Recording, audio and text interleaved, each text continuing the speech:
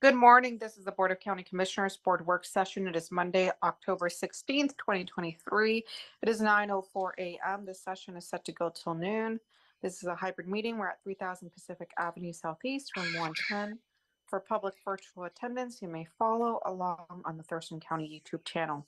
I'm Carolina Mejia. I'm the chair of the board, and I'll be joining in the boardroom shortly. We also have Vice Chair Ty Menser in the boardroom, as well as Commissioner Gary Edwards. Assistant County Manager Robin Campbell, Interim County Manager Robin Campbell, as well as Assistant County Manager Rob Gilder.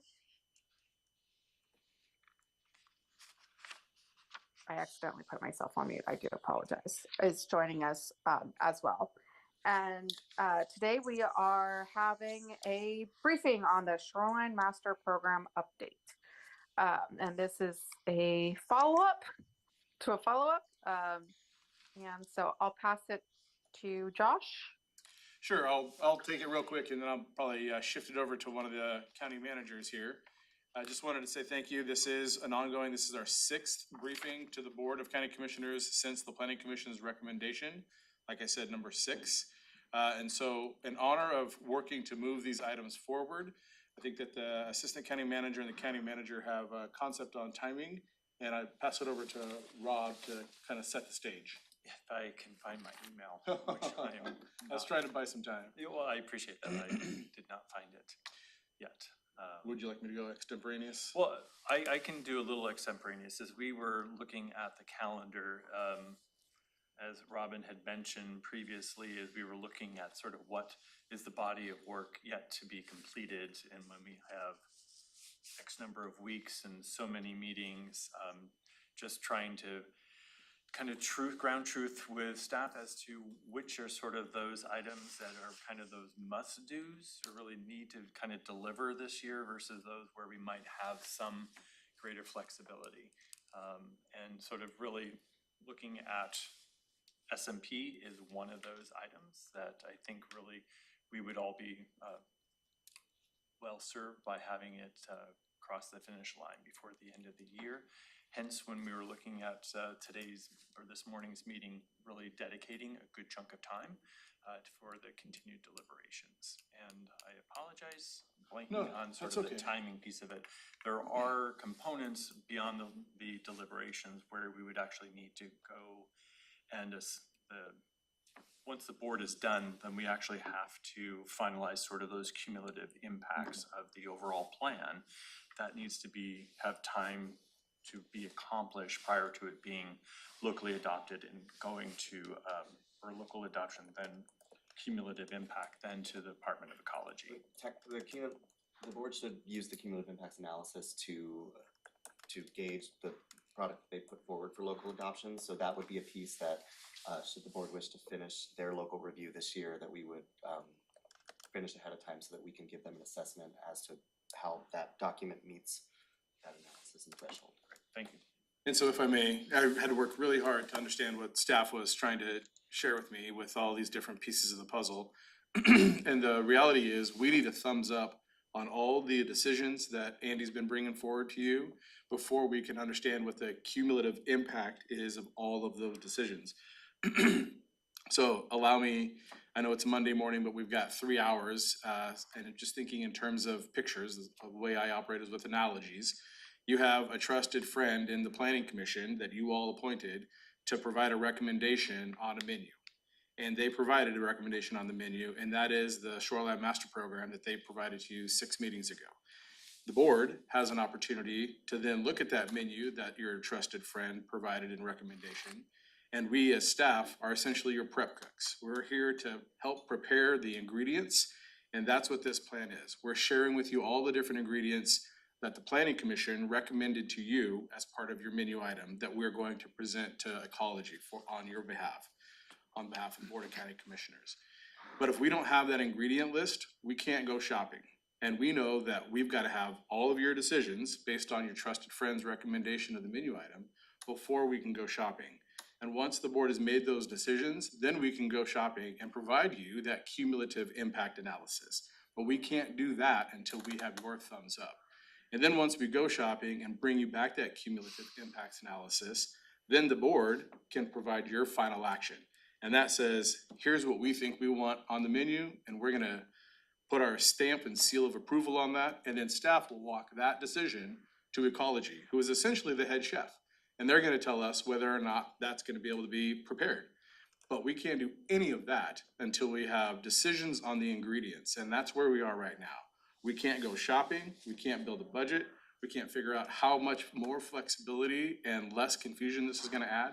But what we do know is that the planning commission took a year or more going over each one of the items that you're discussing right now. All of the pieces of the puzzle that you're talking about, the planning commission did that same thing for you. That's their recommendation. So as much detail as you want to dive into, that's completely on the Board of County Commissioners. If you'd like to make a decision with this Board of County Commissioners in this year, those items on the menu need to be discussed and decided very soon, because we need to be able to go shopping and build that cumulative impacts list for you.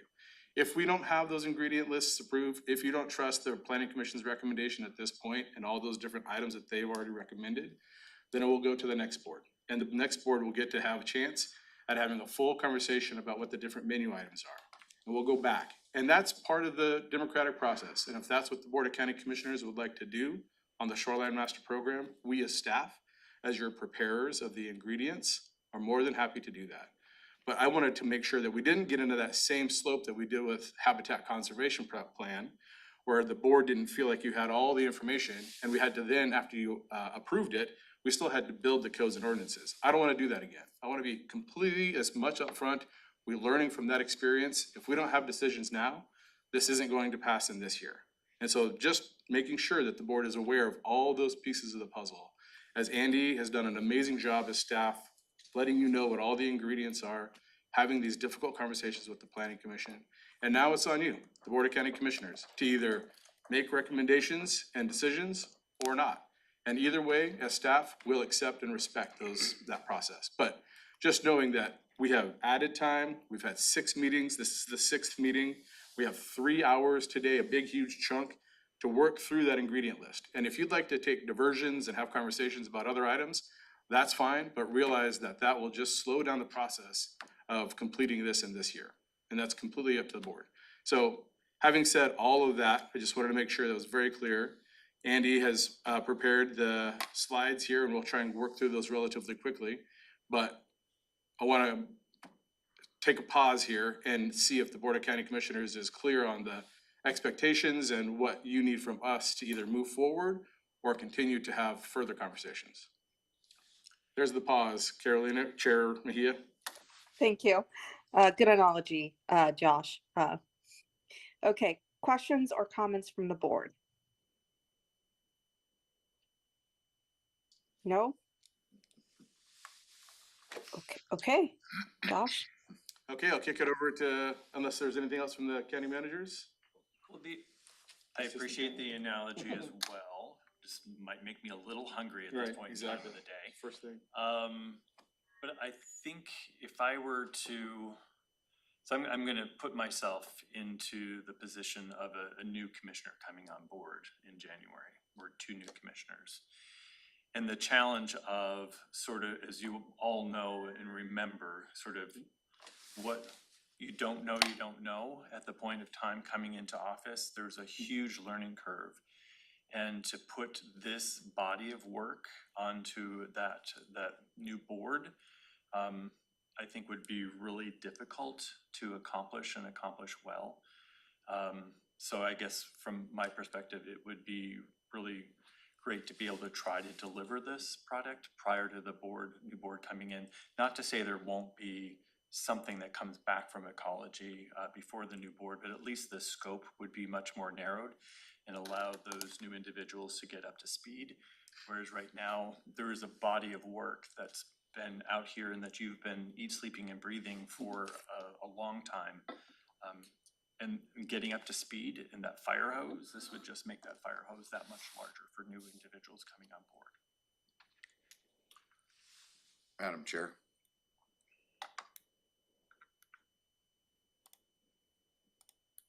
Go ahead, sir. Are you kind of saying that a new board, we've always kind of heard that if a new board has, I don't know, heartburn with one of these issues, they can always address it as a new issue, can't they? Or are you saying there's, what, you can only do this every 10 years or 5 years, or is there a time frame that somebody disagrees with something? New board members come out and they disagree. Are you saying that it cannot be changed with the new board? No, I'm not saying that. And they'll just have to review and go through the public hearing or whatever it takes, you know, the planning commission. The docket process, Mhm. right? Yeah, so it'll Right. take the end of the next year. There's there's a required update, periodic update of the Shoreline Master Program. But that does not preclude the board from And opening it when up. you say required, what's the downside? We've had so many issues that you know, this was required 5 years ago and we're on our 8th year or 9th year on many issues as we've moved forward. So what's the penalty or the, Sure. what do they do? So we have the ecology part of it, where we are behind. But from my perspective, given the other side of the house, you've got the long-range planners, which is Andy and Ashley, but you've also got the implementers, and that's Brett's team. And what this Shoreline Master Program does is it reduces the confusion and it adds flexibility. It's not about being less or more restrictive, it's about reducing confusion and adding flexibility. And we don't have that right now. So I would set aside any penalty from ecology in that process and think more about the citizens and the community applicants, and thinking about any delay is just going to continue the confusing and less flexible process that we currently have in place for SMP. And that's what the planning commission said. So what I'm saying is reflecting what your duly appointed folks on the planning commission recommended to you. If you'd like to add flexibility and reduce confusion, the sooner the better. I'm good.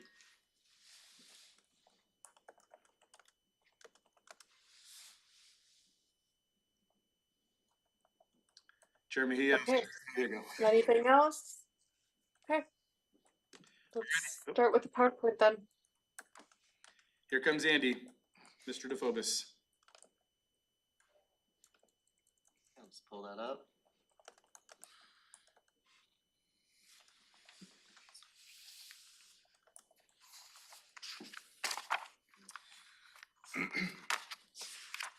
Okay, good morning, commissioners and county managers. For the record, Andrew DeFobis, Senior Planner with Community Planning. We're here today to continue discussion of the county's Shoreline Master Program update, or SMP for short.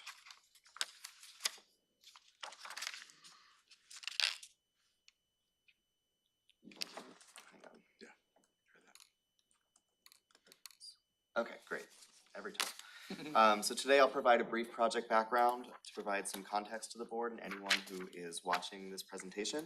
And then we'll continue to explore some specific topic areas that came from the public hearing and items that the commissioners have requested. So we'll revisit the decision matrix that was prepared alongside the board's public hearing materials, revisit the discussion on shoreline variances, and then take a look at sea level rise and shoreline armoring in the draft SMP. And then we've also teed up a schedule or discussion about the remaining schedule, but I think we already got there. So the proposed, and then next steps will be, we'll look at that and the topics that we'll have at future briefings. Okay, so Thurston County is currently updating its Shoreline Master Program as required by state law. The update includes both comprehensive and periodic requirements for the shorelines that have happened since the current SMP was adopted in 1990. The SMP regulates development and redevelopment along the county's shoreline areas, which generally include Puget Sound and our large lakes and streams and associated critical areas such as wetlands or floodplains. The board held a public hearing on the proposed update on May 16th and has been holding regular work sessions since that time to refine the documents ahead of considering local adoption. Ultimately, the locally adopted SMP will be submitted to the State Department of Ecology, who will review it, and the SMP will take effect upon formal approval by Ecology and then a final action by the Board of County Commissioners. So the first topic we'll look at here are items from the board's decision matrix.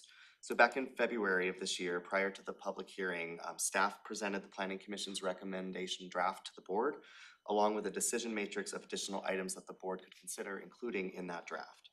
These items came from ecology staff's review of the SMP and county staff's subsequent work sessions with ecology staff. And these are items that generally increase consistency with state law, aid in implementation, increase clarity in the draft, reduce duplication, increase landowner flexibility, and enhance shoreline protections. That decision matrix had 3 general categories. One was major decision points, which were the big themes that we heard about during planning commission review and that the board wanted to be able to weigh in on. The second was ecology indicated required items, which were those changes that ecology staff indicated would likely come back as required changes before they would approve the SMP. The third category was ecology indicated helpful items, which were changes that may not end up being required, but would improve the protections offered by and the implementation of the SMP. So the board directed staff at that time to prepare a public hearing draft that incorporated all of those items so that the board could receive public feedback. After the public hearing, the board was working through how to tackle everything that they heard from the public. And one suggestion was to take a look at specific elements from that matrix that did not receive any public feedback as kind of one item. So we looked through public comments and came up with a list of those. I want to note that there were many items that they may not have gotten specific public comment, but the themes represented by those items certainly were addressed. Also, one big theme of public comment was support for the Planning Commission's recommendation as it was written. Andy, can I ask something? Sure. When you use the term, I've gotten confused about the term decision matrix, because at first I thought it was that big ecology thing, but then I thought it was really when you guys took the 5 decision points and put 3, and so we were really talking about those core issues that the board needed to decide. And now I'm feeling like maybe looking at your next slide, maybe I was wrong and we're back to the big ecology list of suggestions. So, yeah, it's all one list. There's there's 3 categories. So you had the Planning Commission recommendation and then, a list of items the board could consider changing. But that also did include the 5 main areas that we heard a lot from the public and the board has indicated. The one with these slides, Correct, that's part of them. buffer, okay, so that's Yep, part of the yep, matrix, but it's that's not right. just that, it's also all the little Correct. kind of Yes. dinky items, I'll call them. So all of Hold on these, 1 second. I'm sorry. This is the matrix. A big one is the matrix. And then we broke out, for ease of decision-making, those big points. So that other one that you've got, Okay, that is embedded in this. okay, And I would also say, if it's helpful, when I refer to items that received no public comment, I'm not talking about any of those big 5. They all got public comment, and Sure. so prior to the board's local adoption, you will explore public comment on all those 5 things. okay. Yeah. Thank you. Yes, okay. Okay, so for the record, here is a list of the decision matrix items that did not receive public comments, and these numbers match the numbering that is in that attachment A of the briefing, the decision matrix. If it's helpful, they've been broken out between those 2 categories that I mentioned, 2 of the 3, the ecology indicated required, ecology indicated helpful items. And so all the remaining items from the decision matrix, if you don't see the number up here, it got substantive comment, and that's something that the board will explore. So just I wanna make sure that we're clear on why we're doing this. So I think that the goal of this is to demonstrate the areas that the public didn't have comment on, which should be an easier decision-making point for the board.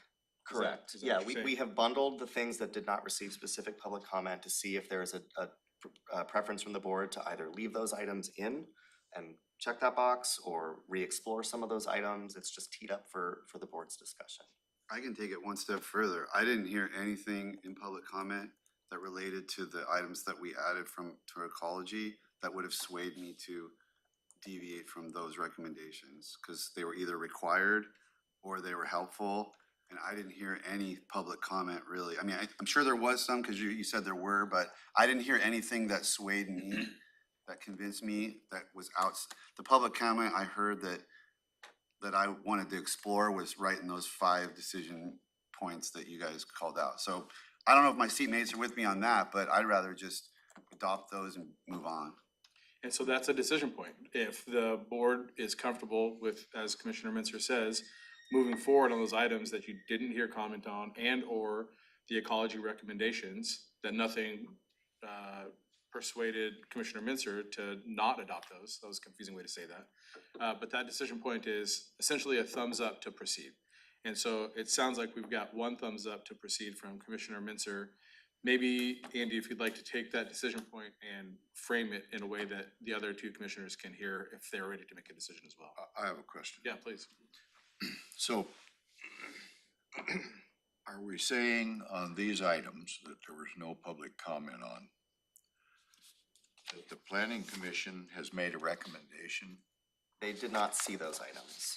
Those were items that had been introduced into the draft, post planning commission review and in preparation for the board's public. Because we hearing. sent the planning commission draft to ecology, right? Correct. And then they came back and said, that looks pretty good, but you're gonna have to do these things and we Right. recommend you do these things. And then the board said, let's incorporate all that for public comment, for our public hearing. Right, and yeah, that's kind of the genesis of that was, yeah, the planning commission made its recommendation. It went to ecology for approval and came back with comments, and based on the board's guidance and direction from management, that's when that matrix was prepared. Directions from which Me. management? I said we need to get all of the decision pieces onto one piece of paper. And like Andy said, we did not take this matrix back to the planning commission. We allowed for the public process. So if any singular planning commission had input on the communication matrix, there's been weeks and months for them to have provided their input as a part of our community. And so my perspective was, in honor of the board's request to get this item moving, to allow for that public process to be the open space for any other comments that might be received. And I think that's an important piece, because you may have heard from the planning commission, how come we didn't get to see ecology's comments? You did get to see ecology's comments. They were public. You didn't get to see them in terms of the staff bringing them back to the planning commission, because the planning commission had made their recommendation. Now that information from ecology was made public and the board gets to consider that. So I just want to make sure that that's not a sticking point. That's a point in terms of process. We could have circled and gone back to the planning commission and then said, hey, all these comments are public, but we'd like to make sure you guys have your hand held through each one of these comments. In honor of the board's direction, I decided not to do that, to have those public comments in the public forum. And if any planning commissioner had any problem with ecology's comments, they could provide that information to you. If they haven't, that's on them. The option was available. When you say that's on them, For not providing input if they had input, but they did have an opportunity to have input, just like every other member of the public these past few months, but they didn't have it at their meeting per se, or did they? right? Per the board, we did not take the ecology comments back to the planning commission because the board had requested that we bring this to the item to the board as quickly as possible. And even bringing this item to the board as quickly as possible, we've still had 6 sessions of multiple hours and opportunities for any one of the planning commissioners to engage with any one of the Board of County Commissioners on any of these items. None of this has been secret. All of this has been transparent. No, I'm not, that's not what I'm wondering about. I'm not worried about that. I'm worried about the possibility that the planning commissioners might have heartburn with, I don't know, 1 or 2 of Sure. these. And if they do, then I'd like to know why, that's all. And that was a good question for them. And we, like Andy said, heard no comments on any of these Okay, items. so these on this specific specific items. item, Exactly. I guess before I give that thumbs up, from my perspective, at least with, so we can move forward on that issue, I at least wanna get a nod from the planning commissioners or the chair or whomever. Are you okay with these post recommendations, I guess? So whatever that takes, I can call them on the phone. I don't care. It's just that here we've put them in this position to oversee this whole operation. And I just don't want to leave them out on any portion of it. And maybe they've never looked at it, and maybe they have. I don't know the answer to that. Because Totally. I've never. I believe, sorry, I believe Chair Casino, I did not mean to cut you off, Commissioner Edwards, I apologize. But I believe Chair Casino did review this. And Angie, correct me if I'm wrong, because I had a meeting with Chair Casino as well, and walk through kind of the SMP, and by that point, ecology had submitted comments, right, Andy? Correct. And so he was very alert because we talked about those ecology comments, and I mean, he didn't at that time demonstrate that he was against any of the comments that ecology had submitted. Yeah, I think that matches my memory as well, and specifically these items we're talking about here, there's nothing in the written record from any of the planning commissioners that they are opposed or in support of these, they weren't really commented on. One of our planning commissioners did submit some substantive comments on some of the other items, and that's in the written comments, so I could point the commissioner to that if that's helpful. And I also had a meeting with Mr. Casino and yourself, Yes. and wasn't that after, same as, is that? Yeah, Timing-wise, it was same as around that Commissioner same Mejia? timeframe, and my recollection is that at large, you know, the issues here, I don't think he had a big problem with those, but, Our conversation was revolving around those big Yeah, the big five fi- yeah, issues yeah, that you so- guys so had framed right exactly. from the beginning. yeah, those top 5 things are separate. Those are big issues that have been big issues. That you know, guys teed the up for whole the time. board, and the planning commission knew we're gonna be teed up for the board. Right. But completely respect that if you'd Well, like. no, I just haven't talked to him. Sounds like my seatmates maybe have, and that's good. Yeah. That might be enough. I don't know. I can, give a thumbs up at this point if it will help, if my seatmates want to do that. And then if I hear about well, you didn't do this or that, how come you didn't ask me? Or, you know, I just want to respect their position on what we're asking them to do. So I guess I can always, backtrack on that and say, well, wait a minute, on position 23, I wanna have a little more discussion on that before we do the final vote on the whole thing, I guess. And you did have individual planning commissioners submit written comments during the board's process, but yeah, these specific items on the screen, none of those written comments touched on any of this. Okay, It was probably covered. I just never had a chance to discuss it or heard about it, so. and I don't wanna belabor the point. Thank you for that, Commissioner. I think that, Andy did a nice job. All of the planning commissioners saw all of the comments back from ecology. What they didn't see was it all written in this pretty menu. This matrix is the menu that we've been talking about. So they heard the comments back, but they didn't see it in this format. This was for the board to be able to like see it clearly. And I would say in terms of the decision point, if we would like, I think that totally makes sense, engaging with the chair of the planning commission. And anything we can do to facilitate that, we're open to do that. If you would like, as a board, to make a decision on decision matrix items without specific public comments as a thumbs up, so we can move past that, that would be great. I think I'm okay with that. And then, like I say, if because I didn't have the complete picture, I'll preface that with, well, I'll have to change my mind on that issue until I do hear. Totally fair. Sure, that's fine. I'm Sure. okay with that. Chair Mejia, is that okay to proceed in that way? Yeah, thumbs up for me. Okay. So that saved a couple hours. I mean, this was the easy one. Yeah. Yeah, I don't know about Okay. that, but. Well, it's like a flywheel, let's take them as they come. sure. Yeah, and like I mentioned, in a future briefing, we'll come back and say, okay, now the things that you did get comments on, how do you want to address those? But yeah, this was the ones that didn't get any, and great. So if I were reading that, it's sort of, say, on that list, item, number 12 is missing, 14 through 17 is missing. So those are the items that receive comments. Specific public comment, Gotcha. right? Either, yeah, commenting on that specific item from the matrix, or substantively was similar enough and like, yeah, that's part of that, so the board should go back and look at that. So, We're doing that next or at a later time? in another briefing. Well, yeah. we'll see how far, let's just keep moving. And We, see what we can yeah, do. I mean, we can talk about options if we have time toward the end, but Okay. that was not prepared for today. Okay, great. So we'll go with option 1 here. Let me just say, as we're moving forward on that.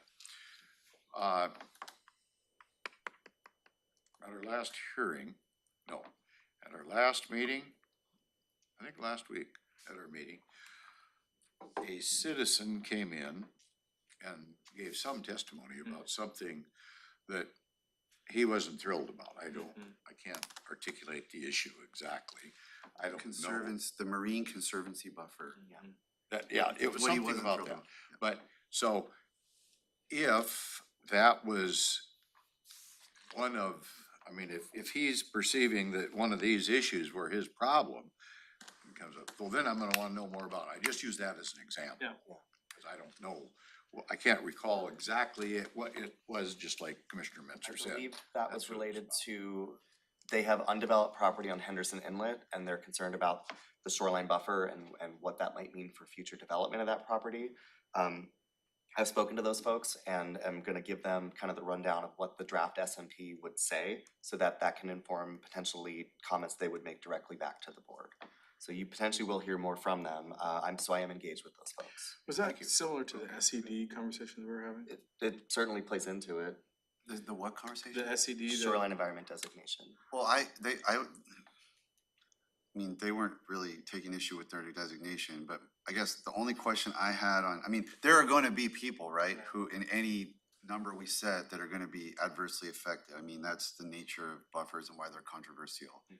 My question on that particular one was, they seem to say, well, we're like, well, even 200 would be okay, but you went to 250. And then we had that whole issue about, well, 200 is the jurisdiction of the shoreline and everything. So then it made me think, well, if they're happy with 200 and we really can't enforce more than 200, is that something that helps them to know or something that we could tweak to find the middle ground there? You know, I was just curious because I remember there was that nuance and I didn't quite know. And given that he actually said, you know, the 200 was okay in some way, maybe just because of the nature of how their property is structured. It led me to want to ask that question. Is there some, you know, I'm confident with the reasoning behind what we did, but that was just my question. Did we on miss that. something or something? Well, is there just a? Cause I had that same feeling. In practice, is there a way to, where there really isn't a dispute that needs to be there? I think that's what Andy is engaged with Mr. Kirkwood on, Yeah. is to really understand what his concerns are and if there is really an issue or not. Okay, yeah, we can put that off. I just wanted to express that because I didn't want to leave that hanging. And I had that same concern. That was kind of one of the things that brought this up. Yeah, I think it's at the board's purview, obviously, to revisit buffers if you want to. The direction that you provided was on a set buffer width of 250 in those areas, but to come back to you after we've talked through with Travis, our legal counsel, and so that you can make a final decision on those. So there will be one more touch point. And will on that buffers. Incorporate that 200-foot issue? We can certainly Because I talk can't about that. remember exactly So- what the nuance of that was. There was a shift in my understanding as to what would be permissible by the state, because default jurisdiction is 200 feet from the ordinary high water mark, but potentially the board, yes, can set buffers that are larger than that. And initially, I was told that might be a problem and, you know, ecology may have issues with that. Now it doesn't seem like that is a problem necessarily, but again. Mr. Casino, when I remember this was a big topic that when Yeah. we had that private meeting, and was it the shift in your understanding, was that after the kind of planning commission came up with what they came up with? Because he was really arguing Yeah. that 200 is really, you can't, you know, like, It may have been. and- that's your limit, so you don't need to worry about something beyond that. He Yeah. was arguing that. Mhm. But then you came back and I think said what you just said, which is that it's not actually true. Through continued discussion with ecology, you know, I had my understanding of that issue and my notes on that issue, and then kind of revisited that and like, okay, and you know, we can't go beyond 200, or what they had told me was they were having internal discussions about it at ecology and what might be permissible. Could you go beyond 200 or not? That was sort of a philosophical debate based on their review of state law and all those things. And then when I checked back in on it, it was, we believe you can go larger. Okay. So you will have another chance to talk about that, and then we'll see what ecology says at the end of the day, because I'm not privy to all their conversations, and I've got one staff person I work with, and there's gonna be a whole team of people who review this document. It'll go out for a 30-day public comment period at ecology. They may even hold their own public hearing. So there's gonna be quite a bit more input perhaps on those And topics. you think we're gonna get that done by the end of the year? That piece, no. That's ecology, that's Yeah. outside of your decision. Yeah, potentially the board could adopt a resolution by the end of the year that says this is the package we want to send forward to ecology. And there'll be a lot of. That stuff will going all on. happen in the new calendar year before it comes back to the new board for a final decision on whatever pieces. So the new board they gets a require. say on it anyway, it sounds like, huh? On at least select pieces of it, yes. And that was the assistant county manager's perspective on narrowing the scope. Is that we wanna get the big portion of the work done, sent to ecology, then ecology, in this year potentially, and then ecology has whatever time that they do in their public process, and then that gets sent back to the new board with a narrowed scope for their decision. So it's a multi-phase. It's a good plan if we can do it. Okay. So as we're talking about variances, as you go into each one of these sections, it'd be helpful to highlight what the decision point is right off the bat. So there is no current decision point before the board on the variance item. This was brought back as a request from the board to understand more about this topic. But this does not have a specific action item currently. So what's the main takeaway in terms of what the variance is? So is it reducing confusion or adding flexibility? The draft introduces administrative variances, which adds flexibility to the document. And then does that eliminate some of the hearings examiner variances? Is that what you're In some saying? cases, yeah, there's less process in that respect and less cost associated with those permits because they're not paying those And fees. then I take it, there's a type 3 application and a 1 and 2, so I don't know what issues fall within 1 and 2 or 3. And so we did have Brett at one of our earlier, I think it was the the August 30th meeting, come in and talk about the different 1, 2s, and 3s. We could do that again. But essentially, the breakdown on that is 3 will remain needing a hearings examiner. Those are the big ones. 2s, currently, many of them do go to the hearings examiner. This would allow for flexibility to not have them go to the hearings examiner. And they would go through an administrative approval. So really, there isn't, like Andy said, not a decision point on this, but you'd ask for more information on the how this would be applied. And that's what Andy's got, all this technical information is to provide the how. But it's important to keep in mind that the what is adding flexibility, reducing the type 2s that have to go to the hearings examiner, and they can be done administratively to save money and time for applicants that are in the type 2. And I presume that Andy's got some examples of 1, 2s, and 3s, but if we need to bring Brett back in to do that again, we can do that. But the main takeaway from this is adding flexibility, reducing cost, reducing time for the applicants. How controversial was this? I mean, did everybody agree this was a good idea? And I think it was a big topic for the planning commissioners. You have a number of folks on that body that are shoreline landowners and are more familiar with the process. So the planning commission went through kind of with a fine tooth comb and looked through all the instances where variances were going to be required and what made sense to potentially be an administrative variance and have staff level of oversight versus what were some of those more larger, more complex projects that potentially have more impact on the shoreline and should remain as hearings examiner. is this only process, like there's no, like what the administrative person, whoever that is, staffer will do, is applying the same code and rules and the same- protections as a hearing examiner would? It's just a process issue? Yeah, it's the same criteria.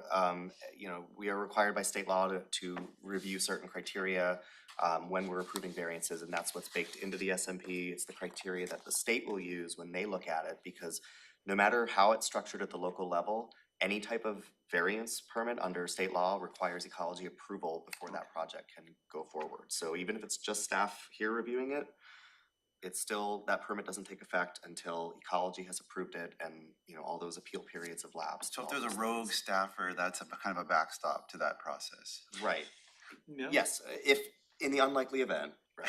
Thank you. Yes, Water very landing unlikely with a event. rogue staffer, yeah. Rogue staffer either way. Won't approve anything, approves everything, It's gotta then be the plan. ecology still has to look at it, and that's kind of a They can't. check and balance. I guess when I take it you're gonna refer to the types of variances, but it says the examples, but is that a type 1, type 2, type 3? Oh, sorry, I didn't mean to advance that. Oh, I don't know what happened. I was hitting buttons. So, yeah, I can, if you want, I can run through the pieces that I have. Yeah, let's get through But- the how of shoreline variance, and maybe the questions will be answered and come back. I'm gonna Yeah. text Brett at the same time. Okay. Sorry, I didn't realize I was advancing the slides You're there. Okay, so, yeah, we're here because the board asked for more information on shoreline variances. Generally speaking, it's a type of shoreline permit that's granted when strict adherence to the SMP would deny a reasonable use of property. It is not allowed to allow a prohibited use. If the use itself is not allowed, you cannot get a variance to allow a prohibited use. It's really used to deviate from the standards in certain cases. And so as we kind of talked about already, there's two types in the draft SMP. There's that full variance, which requires a hearing examiner approval and is tied to the type 3 application in our existing county code. And then administrative variances, which are approved by staff and are either gonna be a type 1 or 2 application under the draft. And all of these need to be approved by ecology per state law after we issue a local approval. 1, 2, or 3. Correct. Yeah, if it's got the word variance in it, ecology has decision. Is there gonna be, okay, somebody made an application to do something in January of this year. Mhm. But we're not gonna approve this until January of next year. Are they working under last year's Yes. stuff? And That's right. Until it comes all the way back around for board's final approval sometime in 2024, applicants will continue to have their applications reviewed under the existing rules. And that is exactly why at the very beginning, just getting that first approval to ecology is not the end of the road. Then ecology needs to review it, and then it comes back to the board for final approval. And so our local residents are going to be operating under the current SMP, which lacks flexibility and has confusion until the time that ecology comes back with their comments and the board has final approval. And if we don't get this going sooner, then we're gonna keep having these conversations. And that, back to your question about penalty, Commissioner Edwards, that's essentially the penalty. It's to our local applicants, that they're going to be living with the current SMP for as long as we don't have that final say from ecology. And this is an element where there's folks that would have to go to a hearing examiner now, and That's they're not right. going to have to. The type twos, Potentially not, yeah. the type twos are gonna have to keep going to hearings examiner and paying that time and money until the board does final adoption of whatever ecology comes back. That's exactly, I mean, you wanna hit the nail on the head. Yeah. You hear my energy go up on trying to move this forward. I'm always thinking about the applicant and the folks in our team. And our team right now has to provide a lot of confusing information. And it really turns the temperature up on applicants because they get frustrated that we have to adhere to a pretty darn confusing SMP process. And so I'm thinking about the applicant and their time and money. I'm also thinking about the morale and the energy of our staff. Because having to be that conduit of a really complicated process is draining, not to I'm use the thinking term. about all the other docket items Andy could be knocking out. That's exactly right. Tied No- up no with kidding. S&P. That's right. Given our thin staffing in a planning group, That's exactly correct. and that'll help applicants. That's. I'm excited about that as well. Yep. Okay, so the briefing document itself provides some examples, more detailed examples of when a variance is required. But some of the more common examples that you're gonna see are people who are wanting to expand their existing structure and they're, in the buffer, or situations where the buffer needs to be reduced for new development because of extraordinary circumstances. So to kind of parse between the full and administrative variance, an example I might give you is the SMP has, it has a standard buffer. Let's say in some areas, we know it's 250. You may need an administrative variance to encroach into the, outer portion of that. But if you need to encroach really, really far because your lot's really small and close to the water, that would be a full variance. So sometimes it's the severity of how much you're deviating from the rules that governs if you're administrative or full variance. Yeah. And is there, like, using the public commenter who said the 250 is gonna knock out their ability to do something. Is this where the variance comes into play? It- Or are there certain types of projects that are not, you can't get a variance? It would come into play where, yeah, so if you have a 250-foot buffer and you cannot build outside of that, you don't have room outside of that buffer to locate your home and meet all the other county codes, that's where an incursion into that buffer would potentially be authorized through the variance process. That think sounded if- to me like what he was describing.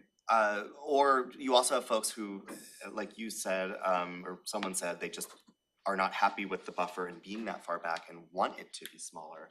That's not how the variance process is intended to work. Could someone still apply for that variance? Potentially, but I don't know how that would work. So like with I'm less familiar with variances, I'm more familiar with the reasonable use exception because we've gotten them on appeal a few times. And I know the legal criteria for that is very strict. The board has granted it, but, and I haven't always agreed with those decisions because the law is so tight. Is the variance process a little more flexible than that, or I is think it the it's same less- standard exactly? I think it's less flexible, actually. So reasonable use exceptions are a product of the critical areas in the Growth Management Act world. And Yeah. then variance is sort of the corollary in shoreline world. Okay. When we're updating an SMP, we're required to bring critical area protections into that SMP, except for the administration of the SMP. That's all handled through shorelines.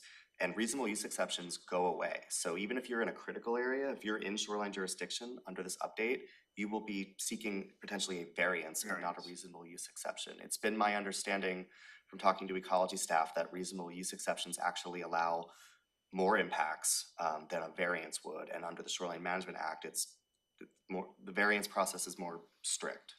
I don't see how that could honestly be possible because the reasonable use is like, you have to show you are making the absolute minimum, incursion that would, And it's the same for a variance. So yeah, I don't know the exact specifics, but I do know it's just the reasonable use exception rules under GMA as applied would not meet the standards of the Shoreline Management Act, and therefore it's shoreline variances only within shoreline jurisdiction. But so this conversation is exactly highlighting one of those confusing points. And so what this draft is hoping to do is reduce, this is confusing to applicants and to staff as well. Who's calling the ball on what request? This reduces that confusion. It makes it clear that it's one thing, it's the variance.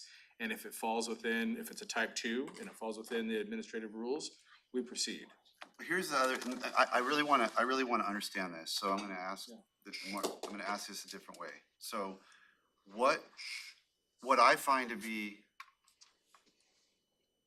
incredibly, we haven't always been consistent, but in my understanding of the law and the case law, what makes reasonable use exceptions incredibly inflexible, and I would frankly think that we would want to look at, the state of Washington might want to look at, changing it a little bit, is that it's not just, so it's like you shouldn't qualify unless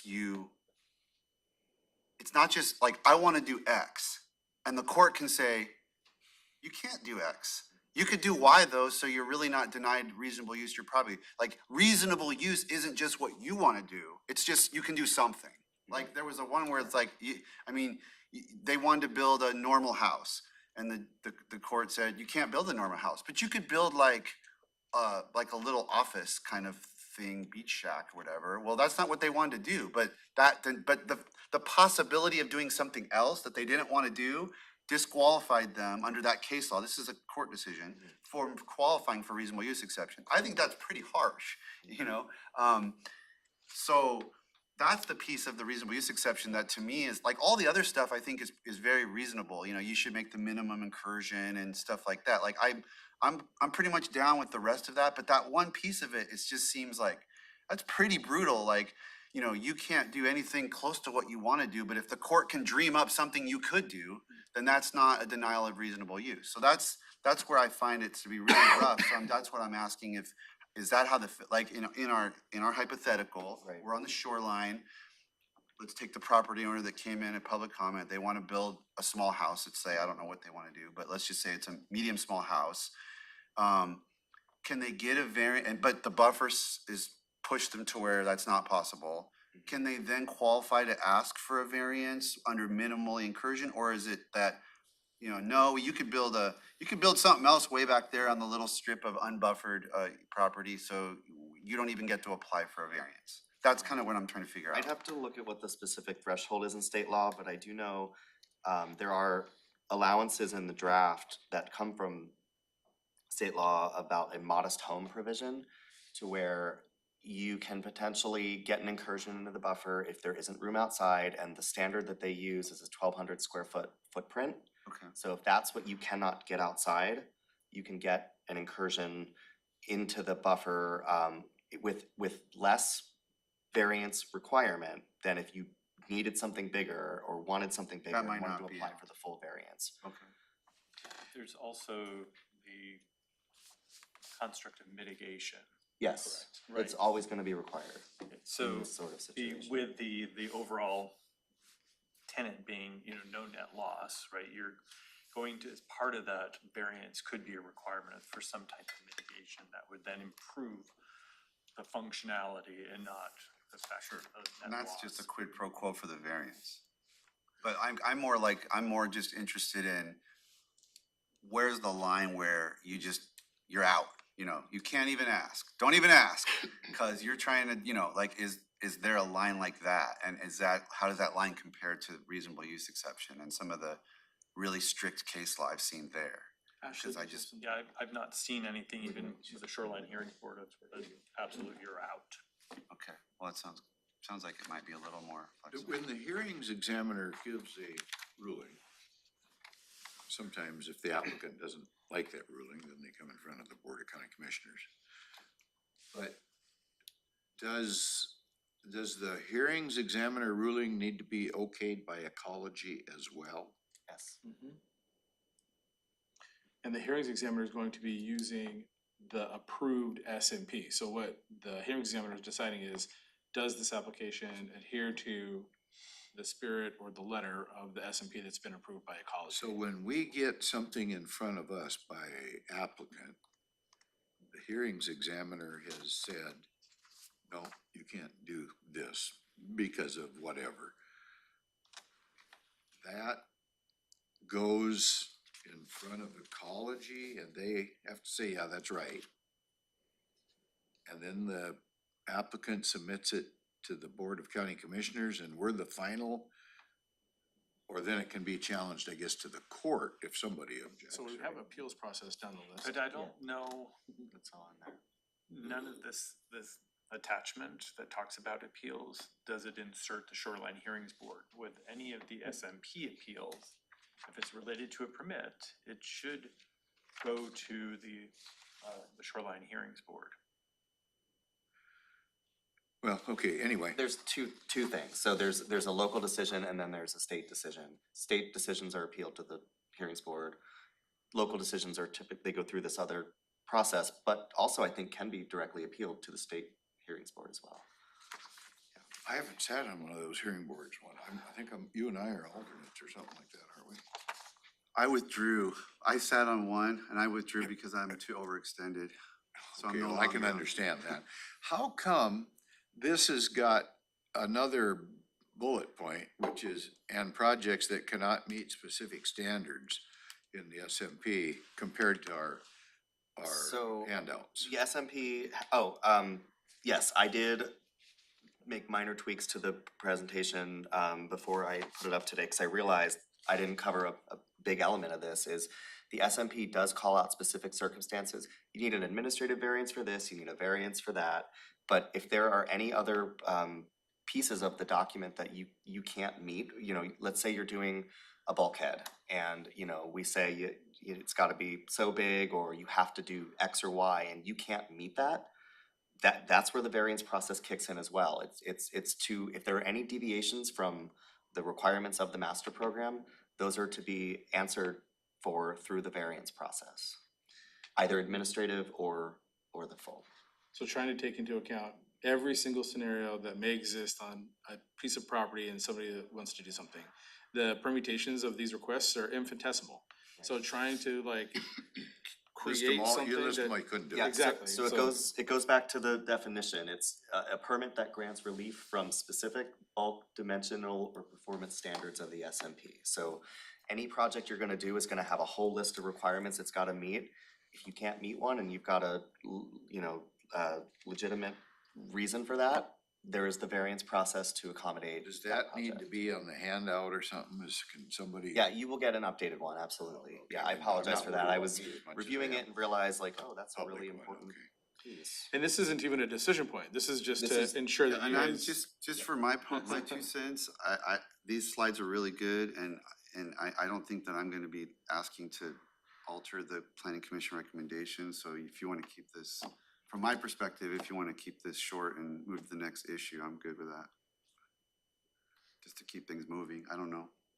Yeah, okay, so I guess what I'm hearing is that the planning commission has reviewed what you're going over now. The variance pieces, Fine tooth absolutely. comb, he said. And Absolutely. everything's good. Yeah, and I mean, yeah, and some of it is really constrained by state law, but to where, where ecology came back and said, they are not concerned with how we structure our local approval.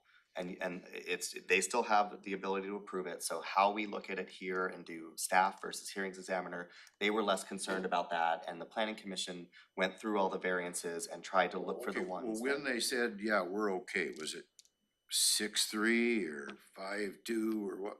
I mean. That I don't I remember. kinda like to know their position on stuff if it's not a unanimous vote, like if it was 7-2, Mhm. I'm probably still gonna go with the planning commission, but if it was, 6-3 or 5-4, I'm gonna, well, maybe I wanna hear a little more about that. So the recommendation of the full SMP to the board was not unanimous, but I think what I'm hearing is On you're this interested issue, in though. each one of the decision points, and so we can research that. Well, like We don't have that at the tip of Commissioner our- Mentzer's okay with just going ahead with it as presented.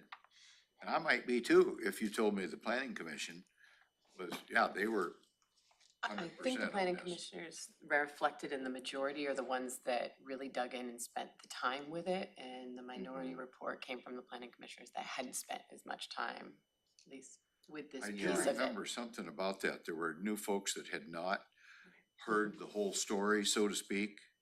And I don't remember if the minority report touched on variances. I'm not recalling No. that it did. I don't think it did. But yeah, they went through the whole land use table of, you're doing aquaculture in this SED, this one, and looked at the, permits and decided where do you want it to be full variance, where do you want it to be administrative variance, or where do you want it to be administrative conditional use permit or full one, or, et cetera.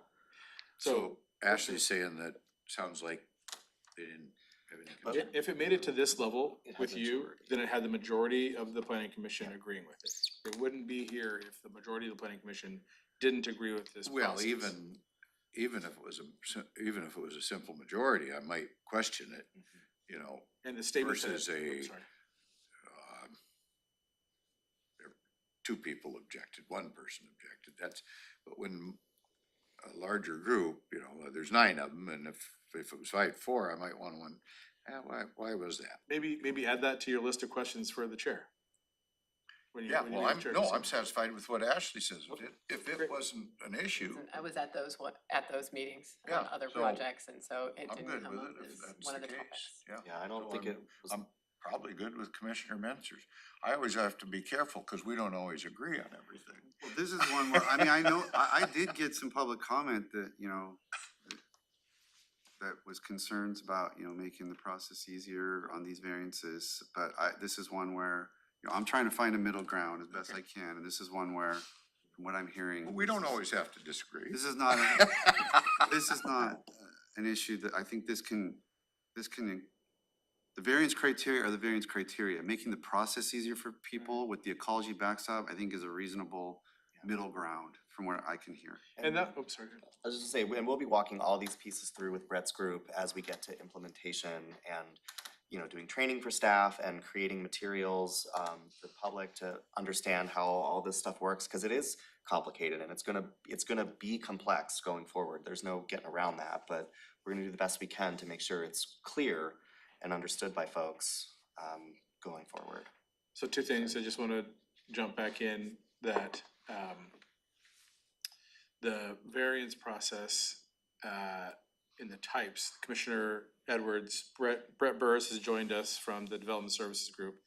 And Commissioner Edwards had requested some real-world examples of type 1, 2, and 3 on shoreline variances. 1 easy, 2 medium, 3 hard. Given what we know that 3s definitely need to go to hearings examiner, more time and money. 1s are administrative usually, and 2s are kind of that middle ground that the planning commission fine-tooth combed which ones should be administrative and which ones should be hearings examiner. I think a helpful example would be that 2, that middle ground that could go one way or the other. For Commissioner Edwards, is that Sure, helpful? you're probably right. Well, currently, the applications that we have on the fee schedule, we have a shoreline administrative variance, which is a type 1. And we have a shoreline hearing examiner, which is a type 3. Currently, there is not a type 2 that is on our fee schedule. So it's creating the 2, which would add opportunity? Help me. Type 2 is anything that requires SEPA review, which I think goes along with its other types of decisions in the permit matrix. Yeah.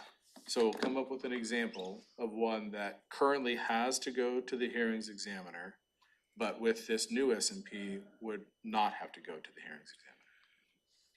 Here's like some examples of variance. And I surprised him, so. Probably give him an Yeah. impossible task or something. An example of administrative shoreline hearing examiner would be that you are encroaching into the shoreline buffer by a specific percent, not in excess of another percent. So for example, 25% into the shoreline buffer could be an administrative approval. That is a type 1. A type 3 shoreline hearing examiner type of application would be if the project is exceeding the impervious surface standard and Department of Ecology needs to review it to determine that the shoreline is still protected with mitigation, and that process, again, is through the hearing examiner. So then what would be, in this new world of added flexibility, what would change? What would not have to go to hearings examiner? I would defer to Andy on that because he has provided and coordinated with Department of Ecology of what would and would not be. Right, so generally speaking, if you're got an existing structure and you want to expand it landward, you're going back from the water, that's potentially an administrative variance. If you need to reduce the buffer on a lot that it's constrained, you can't build anywhere but in the buffer, and it's up to a 25% reduction would be administrative. Going beyond that would be a full variance. So right now, if you want to build away from the water, it's a type 3 that goes to hearings examiner? That is correct if they are fully encumbered into the shoreline Right. setback. And so in this new world, people that are not impacting into further towards the water don't have to go to hearing examiner. They could be an administrative. Within the standard buffer, yeah. If you're super close to the water, and you're, then potentially it's a full variance. Depends on the exact location and See how hard it is to shoreline get a and straight scale, answer? yeah. But one thing that we're gonna be looking at, and to Commissioner Edwards' point about the projects that can't meet specific standards in the SMP, we'll have some language introduced in here that gives some flexibility to the approval authority as to, well, okay, that's a deviation of so much, that should be administrative versus you're asking for a whole lot different, that should be a full variance. We can't codify every single one and put them all on a list, so we're gonna give some rules of the road for Brett's group and how they're gonna interpret these things. Understood, and back to the initial analogy, these are all the ingredients. It's hard to say how that ingredient's gonna shake out in the end of the final product. But what we know is that Brett's team is going to implement it in a way that allows for flexibility. So You said up to 25% incursion into the buffer. That seems like would capture quite a few situations. And those Potentially, landward, yeah. and the landward expansion one, I mean, at the meetings, I saw the planning commission That's a talk big about one. it. That is a really big one, allowing that flexibility for single-family homeowners to add on a bathroom or add on an additional bedroom or something. And I think we even have some language that says it goes along with what came through the reasonable use changes in the critical areas ordinance. If you're in an area that really it's already impacted, there's no real function left there, maybe you're bumping out your house over gravel or manicured lawn or something like that, there's potentially fewer requirements than if it's native vegetation and, cutting down Doug firs or whatever the case may be. It's trying to make common sense in that. What are you actually impacting at the end of the day? And I think there's been some We dealt with that, didn't we, as a separate in the docket item? critical areas. In or- critical okay. areas. So we're Yeah, trying but to we bring all were- that good stuff yeah. into the SMP. Okay. And we were Yeah. looking forward to the Yeah. SMP, trying to find, as much consistency as possible for landowners that,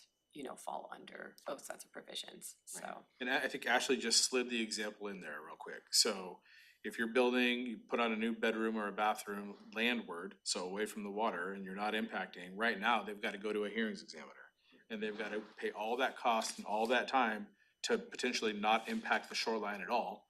But because of our current rules, to do that, they have to do that. They have to go through the hearings examiner process. What this would provide is if they are building away from the water, that they don't have to go through the hearing examiner process, potentially, that it could go through an administrative review. That's the example I was looking for. Putting on a bedroom, adding a bathroom, not closer to the water. Yeah, so all of that positive feedback that you received from the public when we went through this for the critical areas applies in this scenario as well. Totally. So anything further on shoreline variances that is not a decision point? That we don't have to do. I mean, we're just honoring, bringing this back because the board had asked for more information, and so that's what we're here to do. Chair Mejia, would you like us to move on from shoreline variance to the next discussion point? Yes. Okay. Great. Thanks, Brett. Thank you very much. Okay, and so the next piece we'll talk about is sea level rise and shoreline armoring.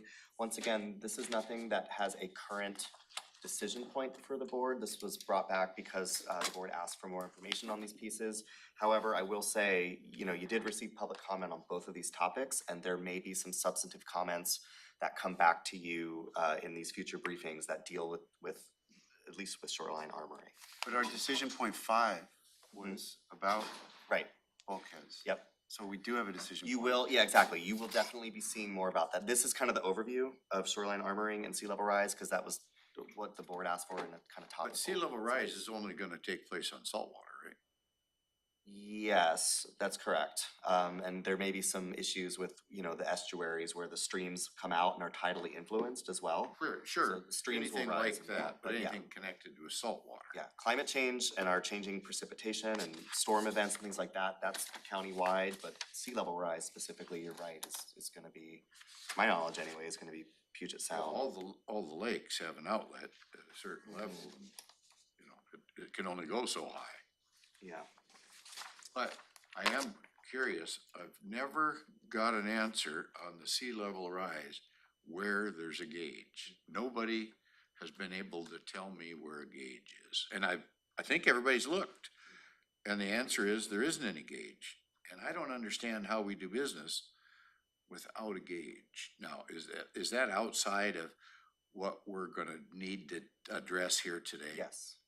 So in other words, if I wanna just drag this out, I could just keep talking about this, and if I wanna move things on, I better shut up and ask at a later date, right? Okay, that's what I'll do, cause, Your words, not ours. yeah, no, I mean, I do wanna answer. At some point, I would certainly like to know the answer to that, but anyway. So maybe you want to go through your notes on this topic and just Yeah. kind of get through it? Sure. Well, can I just say just up front, kind of, because I was sort of, I think, the one that asked for this, and so maybe it'll help frame my seatmates' understanding of this. Where I was headed was that shoreline armoring is, I think, one of the most important issues. It's what I hear over and over and over again at Salmon Recovery Council.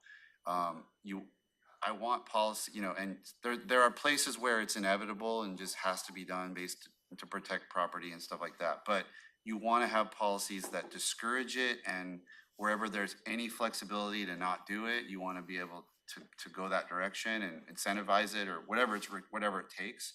We've got the shore friendly program that the LIO works on that tries to do that, tries to gives people grants to remove all that. So here we are trying to do this, and I definitely want a policy that doesn't increase, and tries to incentivize. But then I started to think about sea level rise and, if we've got a set of policies that I think were designed to try to do that, but we didn't think about sea level rise, and then we're gonna have this pressure for, you know, this more folks that are gonna be in a situation of needing potentially to think about something like that, then do our policies make sense? Are they strong enough? Are they flexible enough? Are they comprehensive enough?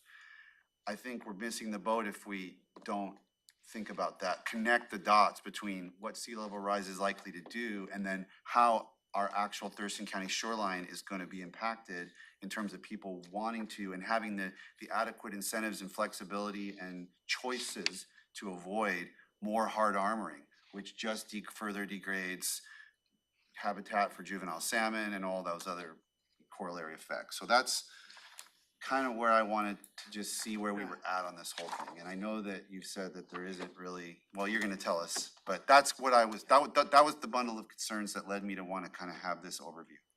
Completely heard, Commissioner, and I think that that's kind of the balance that staff is in, is we're working to play catch-up because this SMP is so long overdue that it's also important to think about the future. And so this is a future-looking item that we know we are going to need to address, but we're also trying to catch up. So catching up, looking to the future, those two things are the balance, and we don't disagree that it's something that we need to prepare for, but we can't miss not catching up in this process as well. So it's a tough thing, which is why I think ecology has it on a cycle, that communities address these issues on a regular basis over how many years is it required?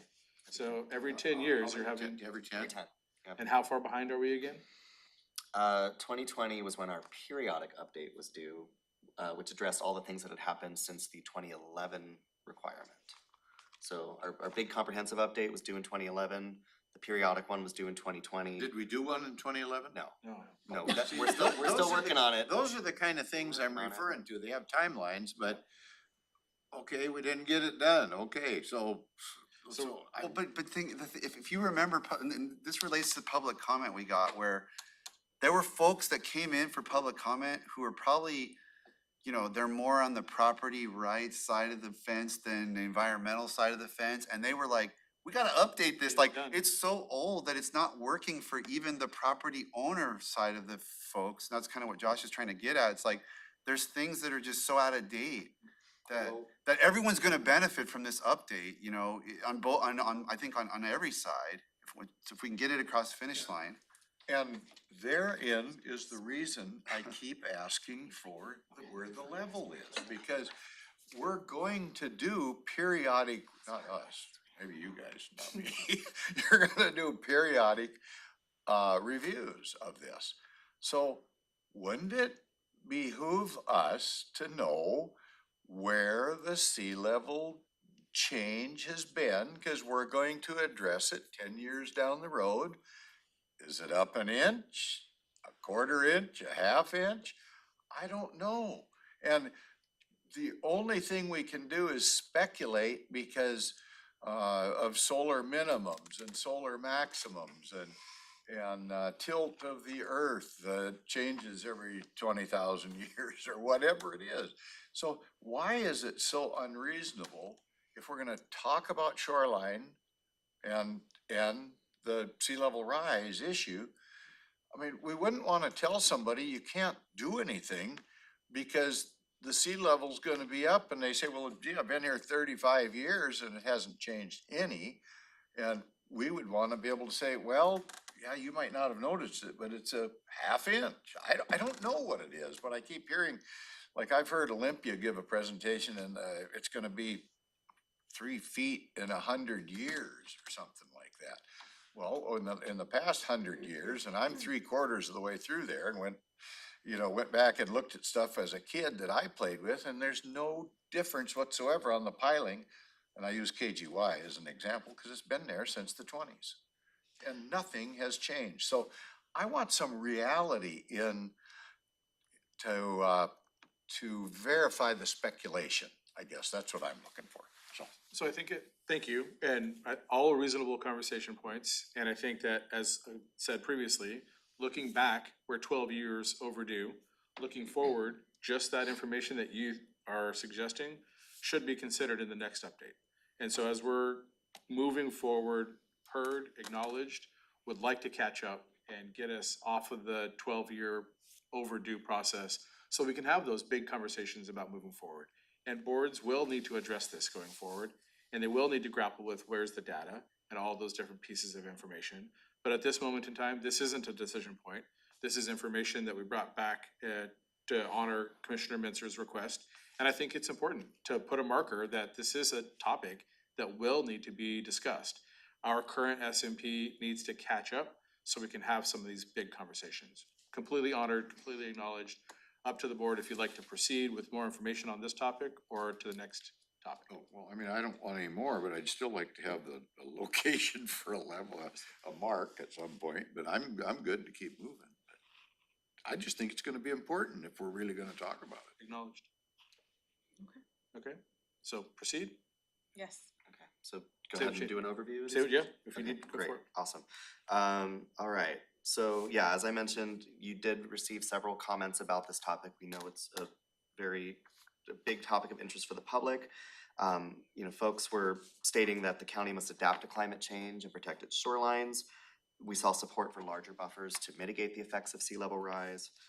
Concern that sea level rise doesn't fall under the Shoreline Management Act, or that reworking the SMP to address it would result in delays of adoption. And then specific recommendations for policy language to address the sea level rise issue, among other comments. Can I stop you there real Yeah, quick? uh-huh. Is, cause something you said there, is sea level rise, if we accept it as something of a reality, a basis to have one of, I mean, I was personally thinking of totally other bases when I was trying to support the larger buffer on the Marine Conservancy. But it seems to me that sea level rise, and I think you just said it, could potentially be an additional basis.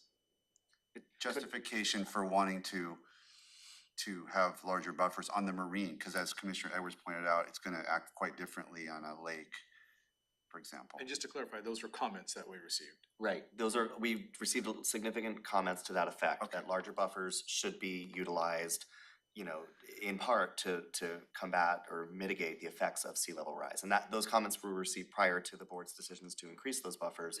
So, yeah, I would say that, you know, that decision by the board, That's not, I press guess those comments my or- question is, that's not an illogical point to make. right, I mean, From your perspective. correct. Okay, thank you. But it looks like you're saying, that will likely be required during the next Yes, update. so, yeah, and so I'm gonna talk We about. need a gauge between now and then.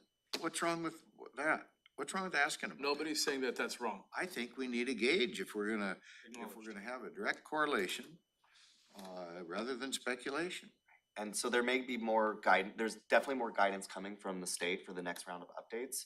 So this year, the legislature adopted a change to the Shoreline Management Act and is requiring ecology to put together regulations for update, or for jurisdictions to put in their next round of updates. So by 2030, when we're all doing this again, there will likely be a climate change and sea level rise element of the Shoreline Master Program, and jurisdictions will be required to plan for and address those pieces, but it's just not quite there yet. Why don't we get ahead of the curve and why don't we put in our Shoreline Management Act, review or whatever, why don't we say, let's have a gauge for the next review?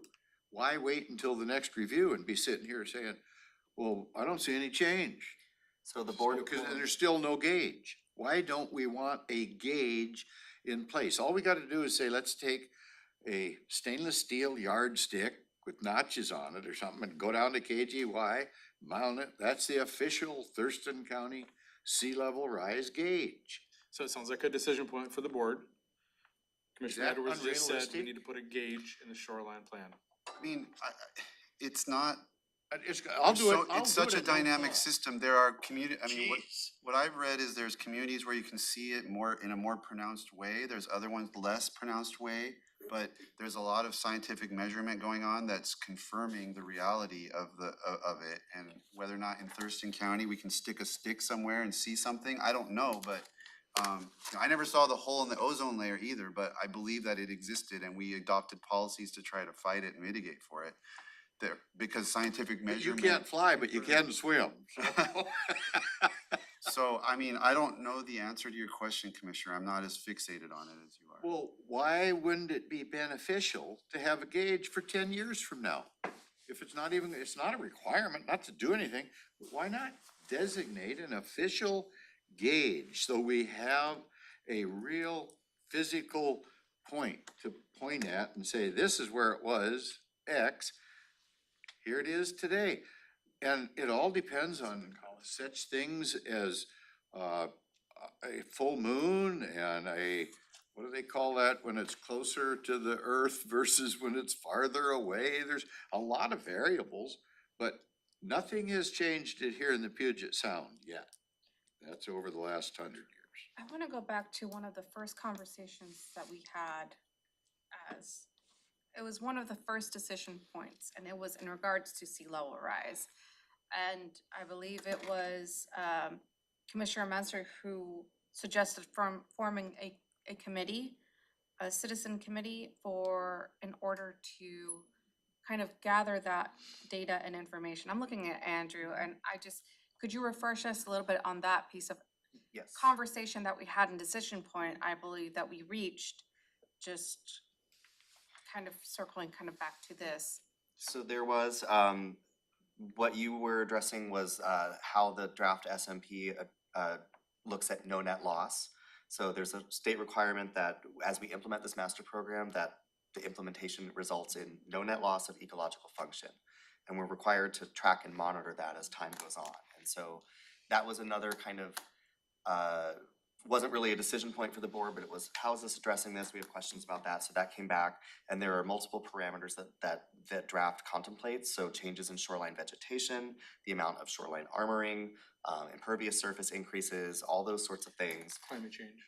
Potentially climate change, yeah, that's the thing, it's written very flexibly, so as the board comes up with additional elements, or, you know, this aquatic resources committee that the board asked for comes up with additional pieces that they want to track, we can change that. I think we can change that outside of, we don't even need to amend the SMP, that's something that, it leaves it open and says including but not limited to, which is the planner's favorite phrase, right? So we can potentially make tweaks to that program going forward. And then one of the things that you heard from the public was maybe there are specific policy language that the board wants to contemplate on this issue to not get behind the curve. So that is something that the board could look at. So to answer that question, the answer was yes. This sea level rise question could be a part of that community discussion that's engaged with no net loss. I'd also say that in terms of Commissioner Edwards' specific question on gauges, that might be a topic for the commissioner to address with ecology as they're building this next plan for sea level rise. If it's not something that the board wants to engage on at this time and have that citizen group, Commissioner Edwards, I want to respect and acknowledge your passion on this gauge issue, and ecology would be I think the appropriate jurisdiction to really express those comments to. In terms of where we're at now, is this where satisfy the need for the sea level rise armoring conversation, Commissioner Mintzer, or is there more that you'd like to hear? Or Andy, is there more that you'd like to I provide? have Yeah, more slides I'd like to go through. If the board is interested, I do have some information about how the SMP indirectly addresses sea level rise, other things that the county is doing on the climate change issue as a whole, and then some specifics on what the SMP says about stabilization, which kind of gets to some of your questions or what you had teed up initially. I kind of Commissioner Mintzer wants to hear it, so go for it. Great. It sounds like we need to just to wrap up that point, could staff just send an email to ecology just saying, what's the best current evidence on a sea level rise in Puget Sound? Relying on what, numbers and studies, just so we kind of have the best evidence that's out there that the state's relying on. And they keep track of the rain and There might be temperature. places where they're doing it, Yeah, it's just they not have like it Thurston. daily. County, I don't know. They have a daily track of rain, See what they have to say. Certainly temperature. do that. Yeah, we can do that. And yeah, because I mean, like Commissioner Edwards said, there's information that the city of Olympia is putting out, but they're in a little bit different situation than the county at large. So we can certainly engage in that with ecology staff or. Oh, well, and I also just like to highlight, it's not necessarily associated directly with the SMP, but our water resources group is coordinating with the University of Washington right now. They have a climate impacts group And so they're correlating our regional model forecasts, reading, because otherwise I would not have these words off the top of my tongue, but calibrating long-term climate forecast models using all the data that we've collected over the years, as well as Western Washington data. So that work is kicking off and will be ongoing through the update of the comprehensive plan for the climate element. And all of those pieces that we're collecting and all that research and data analysis that's being done can then be used for the next Shoreline Master Program update. It's just, we don't have that yet to inform changes to the document. And heard as a way forward, so we will send that email to ecology asking for their concepts and where they got their information on sea level rise. Okay, keep going. Okay, please. great. So a couple of places where the SMP directs or indirectly addresses sea level rise are that the mapped shoreline jurisdiction that we're going to be using as we implement uses the best available data as to where the sea level actually is. We update our water layers, regularly.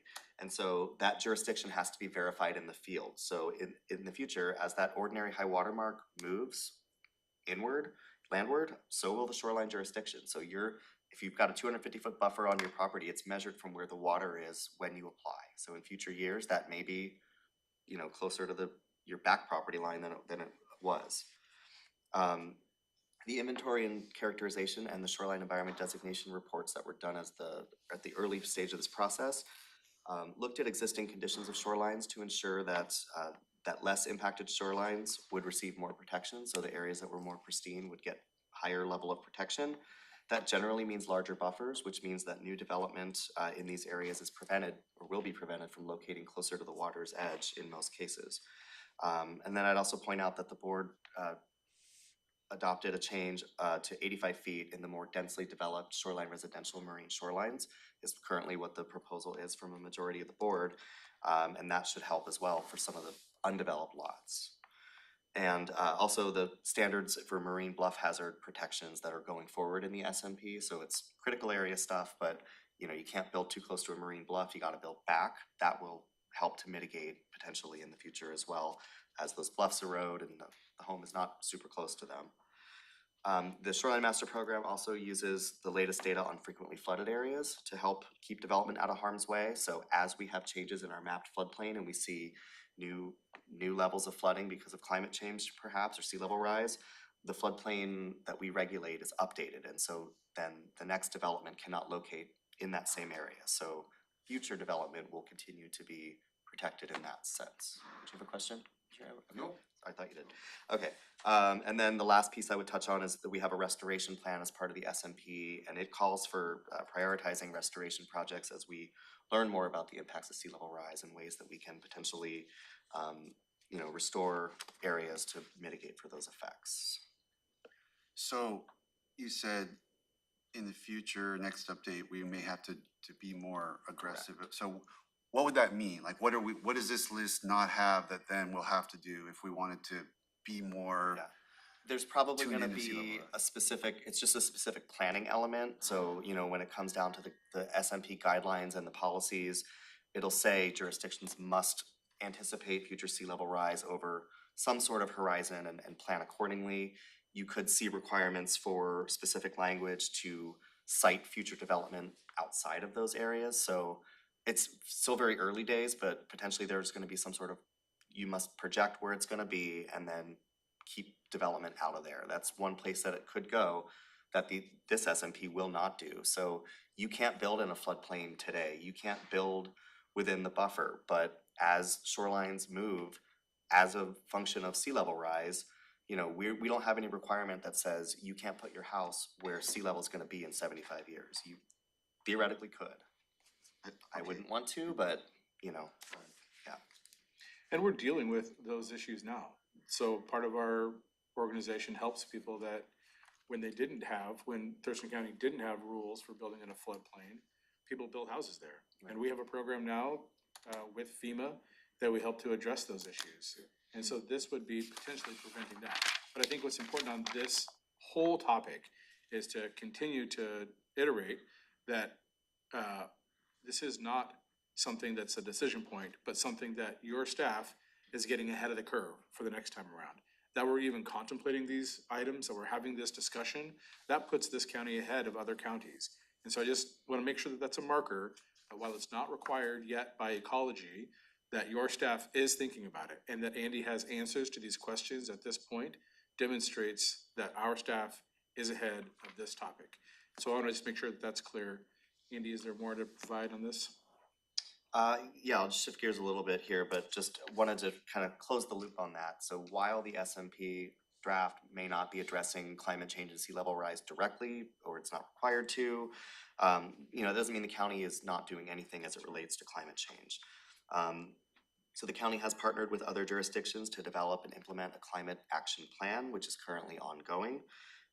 The Water and Data Hazard Services Division of Community Planning is undertaking a review of regional environmental monitoring data, which includes stream flow, precipitation, and groundwater data to help calibrate climate forecast models in collaboration with University of Washington Climate Impacts Group, which I think Ashley just talked about. And then sea level rise is planned to be incorporated into that work. Okay, so I gotta throw out, why wouldn't you wanna gauge? Why? That may be part of it. Gauge in there. We've got other staff who could potentially come back and be much more knowledgeable than I am about that specific issue, and give briefings on that if that's something the board is interested in. Or if one commissioner wants to connect directly with folks who are more on the ground with those types of things, we could potentially do that as well. And let me also, we've had this conversation over and over again about one single gauge at one single point in time. I want to make sure that it's clear, directly related to the CPED Water and Data Hazard Services, we have gauges. We have gauges all over the county. We have gauges at the headwaters of the Deschutes, all of them. And that calculates points in time. And then you take all that data over an expanse of time, and that's your gauge. And so you don't just get to look at one little point in time and say, well, the barnacles aren't here anymore, but they're here. And when I was a kid, they used to be there. It's about data. And so that's what the gauges are. We do have gauges that are demonstrating all different sorts of Point in information. time is the key. Point in time is the key. Snapshots aren't the key. You Yes, gotta point- have a life. Point in time is your indicator of how high it's gonna get. And so I don't wanna get further down this path. That's not a decision point, but I do think it's important to recognize that a snapshot does not tell about a person's life. It's one just- picture. Yes, it not an does. entire life. It tells a lot about it. And so Agreed. if you've got the proper gauge with a needle, it shows you your high point every day. And it'll show it every day. Why don't you wanna know where that high point is? That's We do. all I'm asking for. We do wanna know. And it'll show every day what it is. And I'm not gonna stress and try to solve the world's problems. I'm trying to just work with Thurston County, so I can tell you the difference between, two different locations 10 miles You bet. apart in a saltwater is not gonna have any difference between elevation because of gravity from the moon or sea level rise, or, now, we could have fluctuation because of runoff from snow melt. Sure. Subsidence, the You ground. And, sea yeah, rises. well, Lots of if you could things. show that, but so far, they haven't been able to show that. That's the problem. They talk about the lift from continental plate shifts and stuff like that, but there's no real evidence. And that's It's heard. I'm sorry. speculation. And that's all heard, Commissioner. I just want to make sure for the record, it's heard by the public that this Board of County Commissioners has invested deeply in multiple gauges and that we are gathering that data. And it's appreciated that your teams are doing that work. So I don't want there to be any But they aren't doing a misconception. gauge for sea level rise. That's what I'm trying to have- get a point across. We have lots of gauges for monitoring water levels. And the rain level coming down, we keep track of all that. We can tell you how much it rained 50 years ago on a given day. But we can't tell you a thing about sea level rise. And if the government starts putting in walls and doesn't have a gauge to show, what are you wasting the people's money for? I'm not saying don't do it. Do it if It is there's waste- something there. They're wasting the people's money. Olympia, the port, and Lot have a triangular collaborative, and they're putting 50-some grand each into a planning and leveraging for grants to get the The real protection's numbers? in place. Oh, the protection, yeah, but is the protection The needed? walls that you were talking But about. I'm worried about using Seawall. taxpayers' money. It is taxpayers' money. I'm worried about how we use it, which I think it's being wasted if we're doing that without the facts saying, here's sea level rise, here's how much it's changed, how much it's gonna change. That's fine, because we can tell what our history's been, that's what our future's gonna be. So I wanna just jump in real quick. This is the decision point for the board. We do have a staff member that could dive more deeply into this conversation, or we can move on in SMP, up to the board. Well, I think we better move on. We need more discussions, I suppose, later. I'm Let's not go gonna ahead and argue. take a 10-minute break. Or that's the third option. Should I stop sharing? Yeah. Okay. And then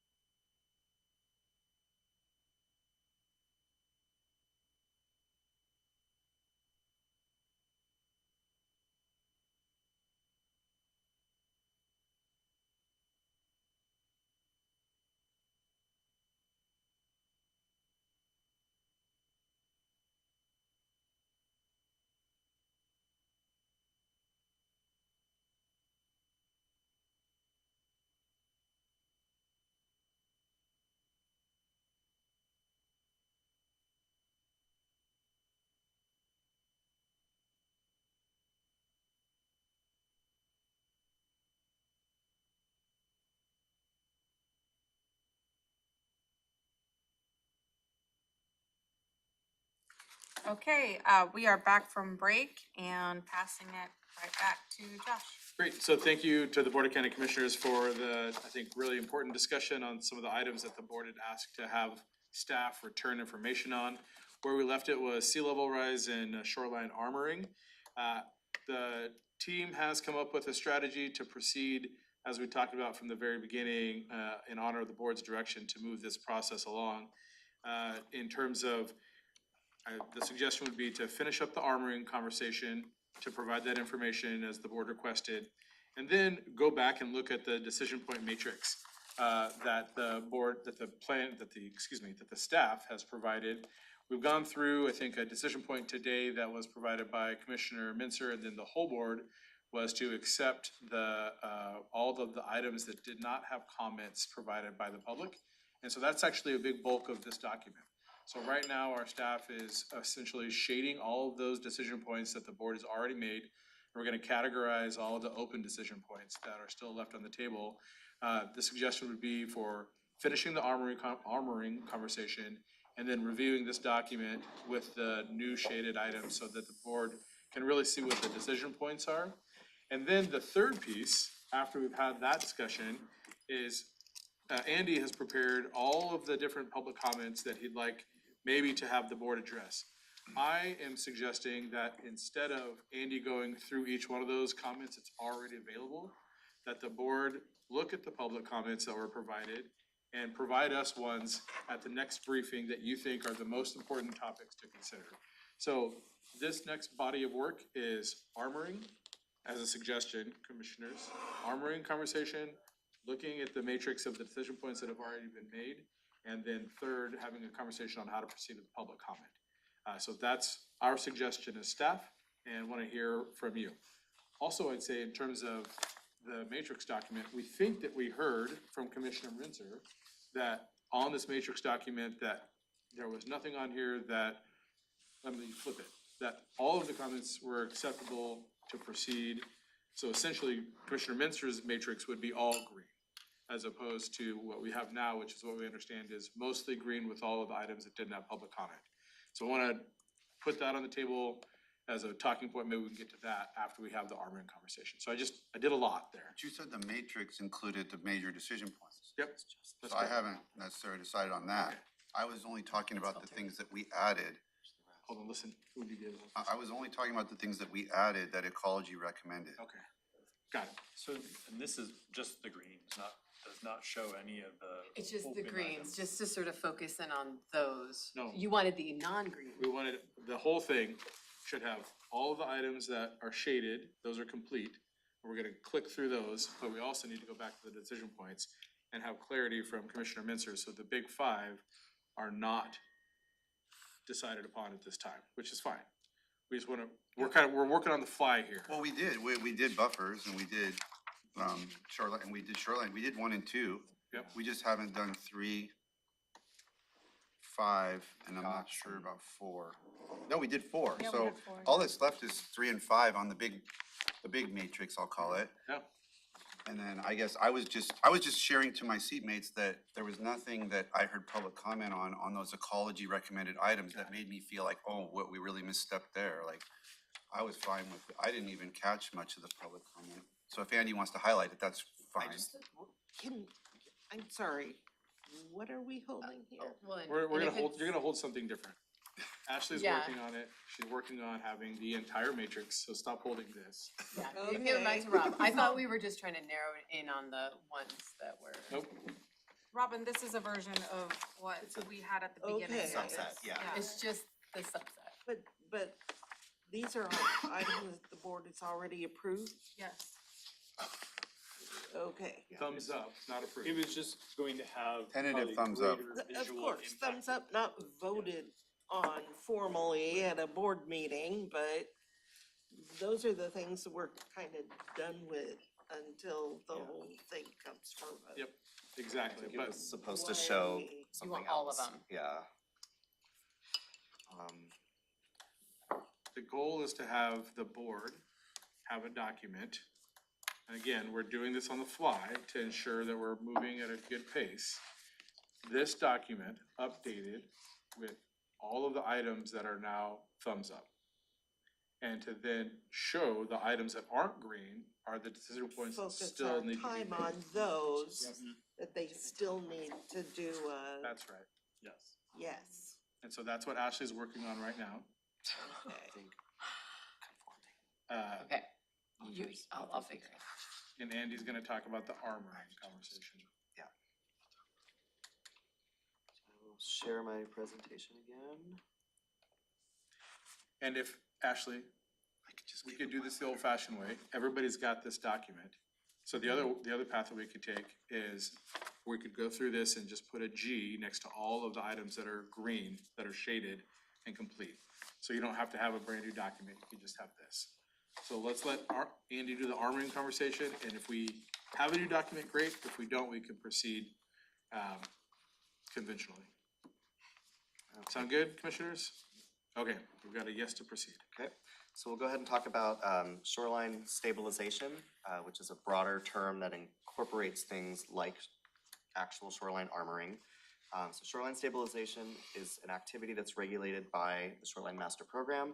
It's partially defined as actions that are taken to address erosion impacts to property and dwellings, businesses, or structures that are caused by natural processes such as current, flood, tides, wind, or wave action. Shoreline stabilization can be either structural, where you actually construct something to protect against the water and erosion, or it can be non-structural, such as building further back from the water or relocating a threatened structure. If you are doing structural stabilization, that can be either hard or soft. So think of a bulkhead versus vegetation stabilization for hard versus soft examples. Both the Shoreline Management Act state guidelines and the SMP recognize that the harder the stabilization method, generally the greater impacts that it has on shoreline ecological function, and the draft seeks to prioritize those other methods of protecting infrastructure and human health and safety where possible.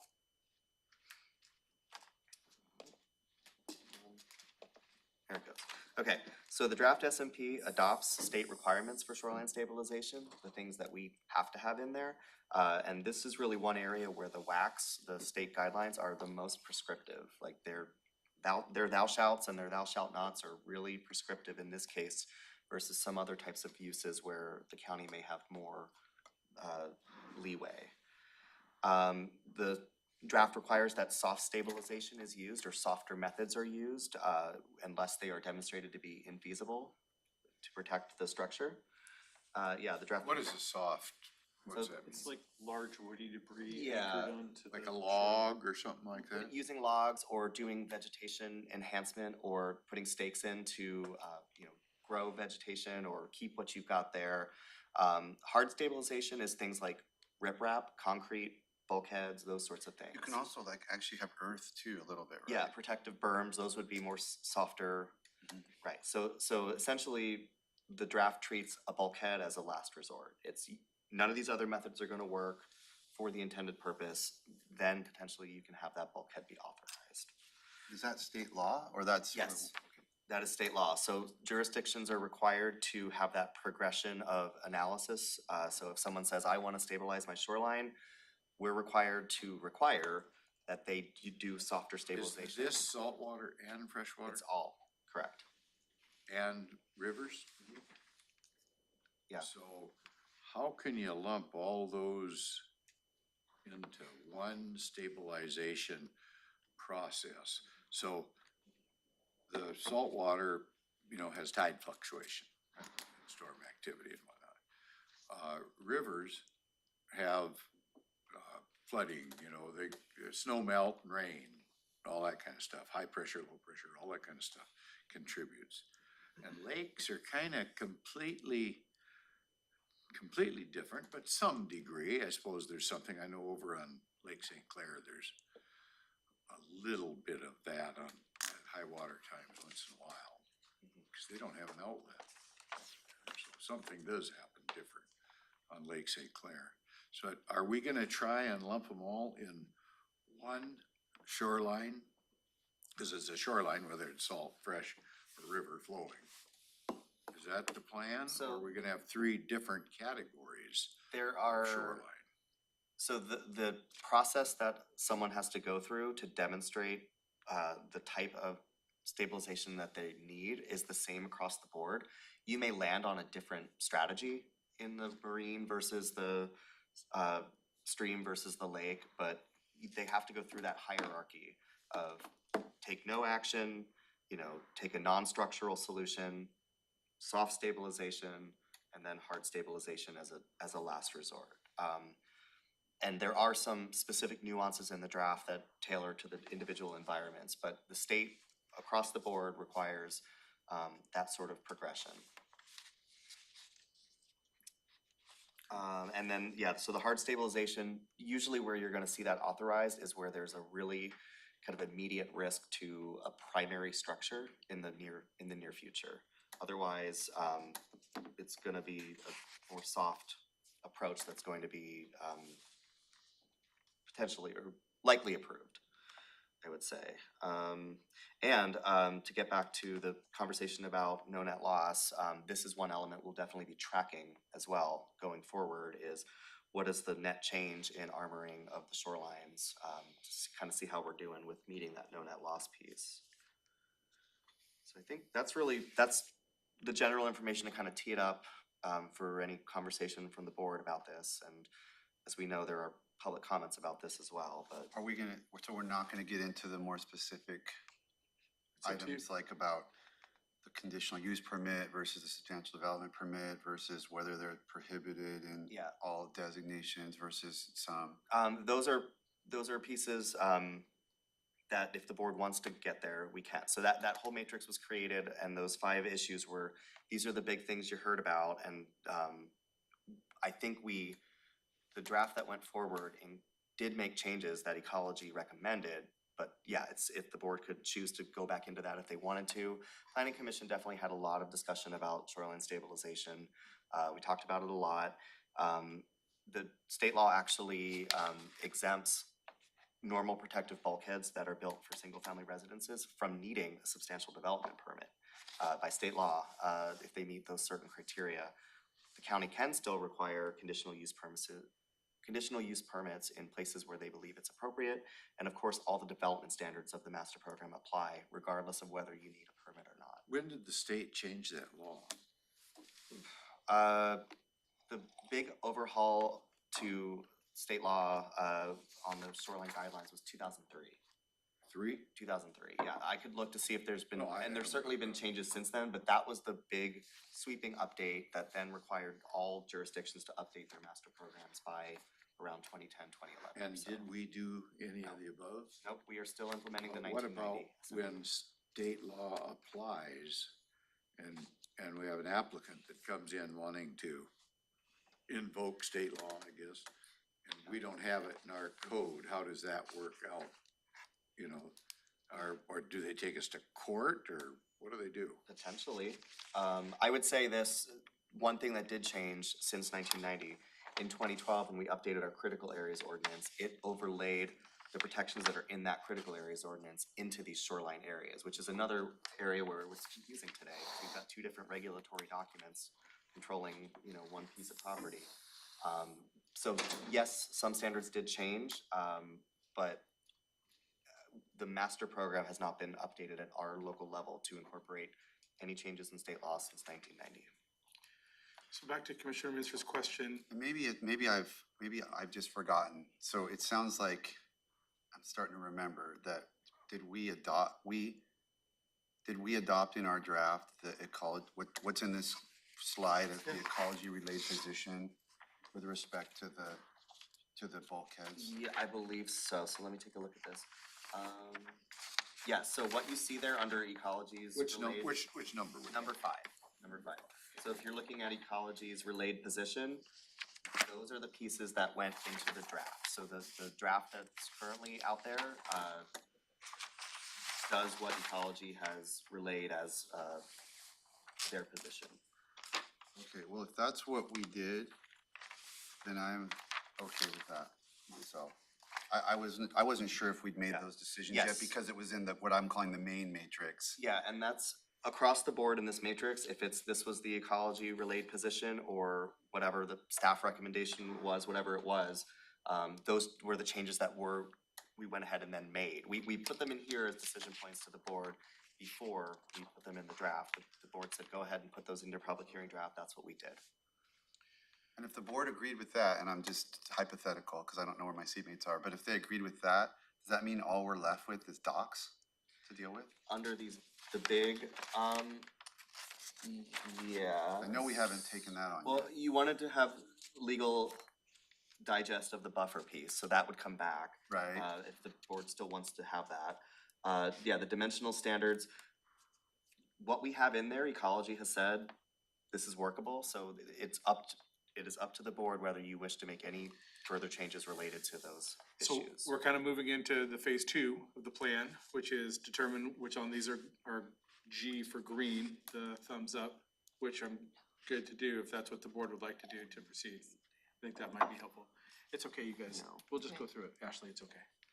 I would need more discussion about the mooring structures, just to understand what we're allowing and what we're not, and how that fits in with the public comment I've received. And that would be in item 5. More Item information on mooring 3 is on our, Oh, thank you. Dimensional standards on mooring structure. yeah, that's the only one that I guess on my list looks unresolved. So let's do that. Yeah. If the board's okay with it, move through. If that's, So number 1, that's essentially this, that the board, put that up on the screen. if you Since can. people are, okay, probably, And he's gonna put the buffers up on the Yeah. screen, just real quick. or the matrix. I'll get there. Okay. So if you We're just gonna keep go through, going, and I'm gonna I'll- say G for green on each item. 1, the board has thumbs up, G for green, item 1. Item 2, G for green, correct? Be helpful for folks that are watching. to He's actually- pulling the matrix up right now. No, I mean, if you identify what Okay. you're talking about. Number 1, shoreline buffer widths, G for green. Okay, Yeah, the board has given their thumbs up on that, yes. number 2. I'm sorry, 2 is, I take back, 2 is still Okay. left to be dealt with. And when you say that, it seems like I did not agree with that. So the majority of the board Sure. is the answer, right? Fair enough. On number 1. On number 1. Okay. G for green, 2-1. Item 2, shoreline modification allowances and natural shoreline environment designations, docks, floats, buoys, beach stairs. Sounds like that's still an open In question. my opinion, we haven't addressed this at all yet. Okay. Number 3, dimensional standards for mooring structures. Sounds like the board would like more information. Yeah, I think I was thinking of number 2 when I was looking at number 3, so I may or may not have any, I'd like just a brief overview, and then I may be fine with 3. I can't remember the details on that one. I think I was thinking of 2. Okay. But I think 2 and 3 are still to be addressed. And these are the big ones like we talked about, so no worries. Flipping the page to number 4, referring to non-conforming uses. Done. That's a G for green. Yep. 3-0. 3-0. Good call. Thank you. So 2 and 3, we're gonna talk about. Correct. More information to come. And then. Are we gonna do that today? Let's go through this No, list no, and see no, where I'm we just are on wondering. time. No, I'm good. I'm following along. Okay, so Something to add, Andy? we're on 4? No, 4 was referring to non-conforming uses, and that was That's it, G okay. for green, 3-0.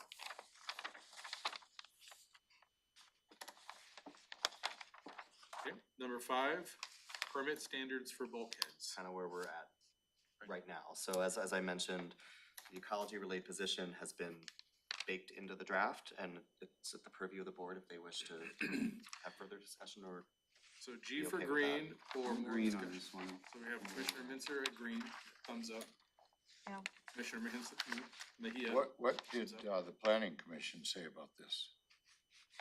So the planning commission wanted to allow hard stabilization, i.e. a bulkhead, in all the upland shoreline environment designations. Ecology saying you should prohibit it in natural unless, you know, you wanna make allowances for existing single-family residences. So look at your matrix, Yeah. and it says PC approved recommendation. On hard stabilization, they're saying allow in the upland designations. Ecology came back and said it needs to be prohibited in the natural SEDs in most cases. And a conditional use That's their permit everywhere that's their else. recommendation. Correct. That's what ecology is saying. But it wasn't a must do. Fairly It was close. not, but I don't know where that's gonna come back as, I think the natural is the biggest piece. Okay, I'm gonna go with the planning commission on this. So we have So we're 2-1 on that one. 2-1. G, 2-1. Green, 2-1 on number 5. I just feel like a bingo caller a little bit. All right, So docs is really what's left. Docs, and then if you wanted any information about shoreline modifications in the natural environment, the reason that made it on this list is because the planning commission spent a lot of time talking about it and whether things like a dock on an individual single-family home is appropriate in the natural I'm shoreline calling that environment. a dock. Yeah. I'm calling 2 Oh, and- yeah, okay, I see. Yes, 2 and 3 can be subsumed into one item for the purpose of a future briefing. I thought we addressed number 2. Well, we addressed shoreline designations, but this is about modifications in the natural. This is a sub-issue. This is a different issue. Well, yeah, number 2, basically what I think, please correct me if I'm just mixing it all up in my head now.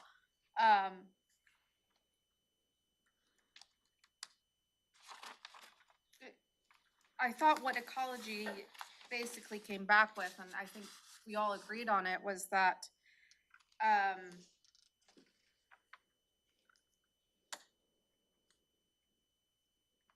If I may, I'm sorry, I'm just trying to like figure out what my notes here are saying, but go ahead, Andy. yeah, I was just gonna say, ecology essentially gave some suggestions here that they believe would be in line with state law and get you to a point of a approvable document, but whether the board wishes to uphold those pieces, that's the real You're question. talking about 2 now, right? Yeah, as written, the draft, this would likely get approved. It's just a question of if the board wishes to do something else. Yeah, but again, it's on this list because it was a big ticket item during the public process. We've heard a lot about it. So what did the planning commission, they approved and recommended, right? Right here. so go down that list again. Yep. And what the planning commission said is, Right. allow following in natural SCD with conditional use permit. So they'd say, in the natural area, you can have beach stairs and a single-use dock. And then go over to what ecology's related position is, they're saying, allowing new docks is inconsistent with the purpose and management of policies in the natural environment. Well, So- I'm all for allowing new docks. In the natural, that's like the most protective area. And ecology is saying, you can't put new docks there. Well, no, I'm saying if there's a house there and that kind of thing. And that's what the planning That's commission what is the saying. planning commission said, Ecology is right? saying, regardless of if there's a house there, if this is a natural area, a new dock would be inconsistent with that designation. Okay, but I'm still gonna go with the planning commission Sure. from my perspective. I'd like to see it challenged. I think it's a taking or damaging without compensation. So, board members, is this still an open question for us to come back to at a later date? Well, I'm leaning more towards the recommendation from ecology, if they're the ones who are going to give it the final stamp, and they're the ones saying, you know, ecology recommends prohibiting beach stairs and natural SCD. Allow with a CUP if demonstrated to be necessary to provide access to permitting mortgage facility. I mean, I'm gonna go with whatever their recommendation is on this. And, you know, you're balancing multiple things here, right? You're balancing the development, but also whether or not the plan can get approved from ecology. And ecology's made it pretty clear that this is one of those places in the natural environment that they're saying it's not consistent to allow new docks. So it is a balance. And I'm just throwing this out there because we had a very lengthy public comment from our former planning director of CPED. And this was the issue that she was most sort of passionately arguing about supporting. And that was somebody that you probably didn't work with, who left in 2019, I want to say. But anyway, it was a very well-written and persuasive to me, supporting the ecology position. And I mean, if ecology is saying that what the planning commission recommended is inconsistent with purpose and management policies. I mean, that sounds like, I don't know if you quoted something by there. This is a staff-created document, but if that's the words they used, it sounds like that's not gonna get approved. A lot of this ecology-related position is cut and paste from Yeah, sort of public that's what I comments figured, the way you from the used, the way staff. it was phrased and the way you used those words made me think that's probably direct language from ecology, which makes me believe that we are gonna have to do this one way or the other. I mean, just to kind of address Commissioner Edwards and the Planning Commission, I don't wanna disrespect their work, but, I guess I'm supportive of the ecology position kind of from multiple angles. It's not that they're outright prohibited, right? They do have or Yeah, there's a allow couple of allowances. pathways for,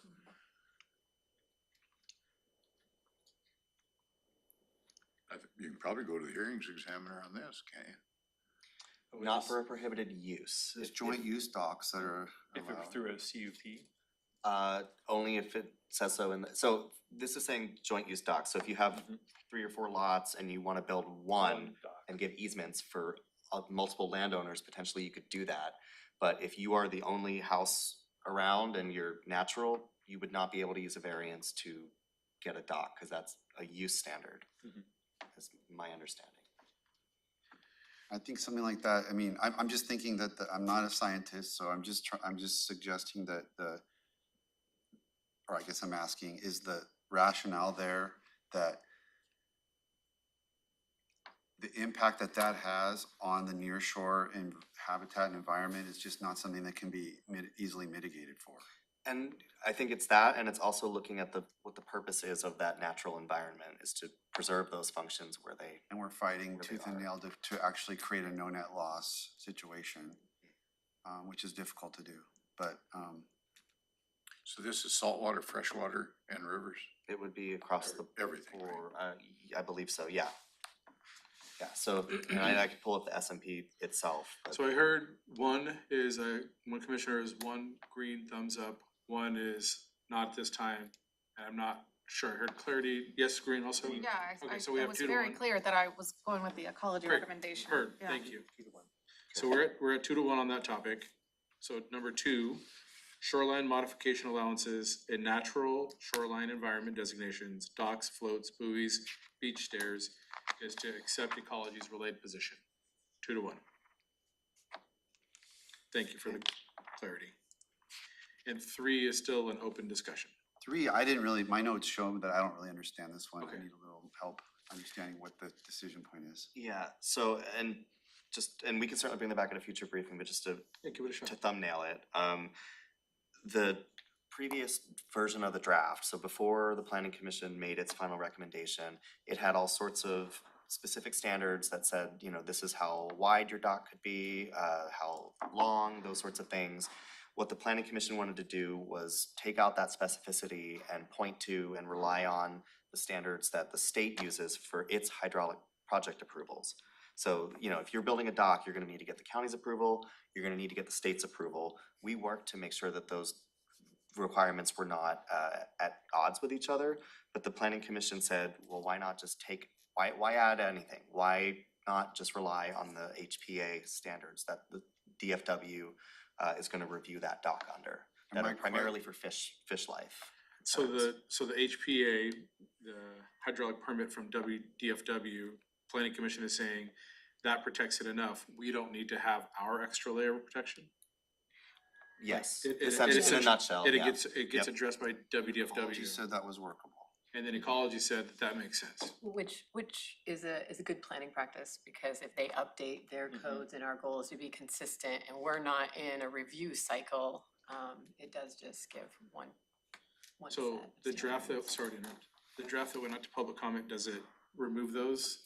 The draft that went to public comment is specifically referring to the HPA standards. Yeah, Okay. it deleted a couple pages of text and said, go look over there.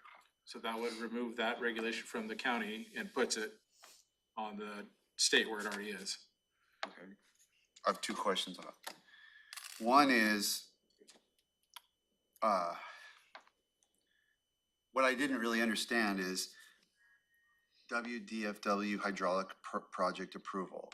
Are those standards were those standards crafted by the state with the same considerations in mind that we'd be dealing with? Or I was just worried that that's like it's apples and oranges, like they were trying to accomplish something else and we're supposed to be doing something else on the SMP that the state wouldn't have been needing to consider in the HPA standards. It's primarily fish life concerns, so they're not necessarily looking at other pieces, you know. So this shoreline master program is supposed to have standards that wholly reflect the requirements of the Shoreline Management Act.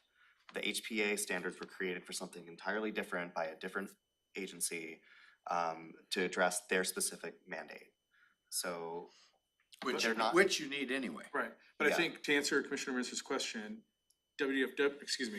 ecology is saying what DFW does what we needed to do anyway. Yeah. Otherwise, so that, what lens you just asked is the lens that ecology used to come back with this, and they're saying it's a workable. And is there a, without going into the specifics, is there kind of a high level way to say that our previous draft and is a lot more restrictive than what HPA, or there's a mishmash, some are more restrictive, some are less restrictive, or it's less restricted? Like what, is there a kind of a characterization you can make of the change that was made by the, I mean, I'm guessing just because the Planning Commission was seeking maximum flexibility, had a lot of shoreline property owners on the Planning Commission, I'm guessing that HPA is probably a little more flexible or or permissive? I think so. Okay. Yeah, I'd have to go back and. But look is at it the by a degree, specifics. like by great degrees, or is it really minor, or? Either way, I mean, it sounds like it's an approach that ecology is okay with. Right. I can't say without going back and really looking at that. And so, while we can't say that specifically, if it didn't cover if it was too permissive, ecology wouldn't have allowed it as a workable approach. And I would say, Yeah, sorry, I mean, and I get that, Josh, sorry to interrupt you, but I mean, just, I guess, I'm just thinking this through, and I think that to me, the decision point 2 is kind of more critical. This one seemed maybe like, okay, this might be a place to be a little more flexible. I mean, we're already restricting the zones that the things can even be built in, period. and it's just, Just parsing out the minor dimensional variances, this may not be the place for us to spend a lot of time and effort.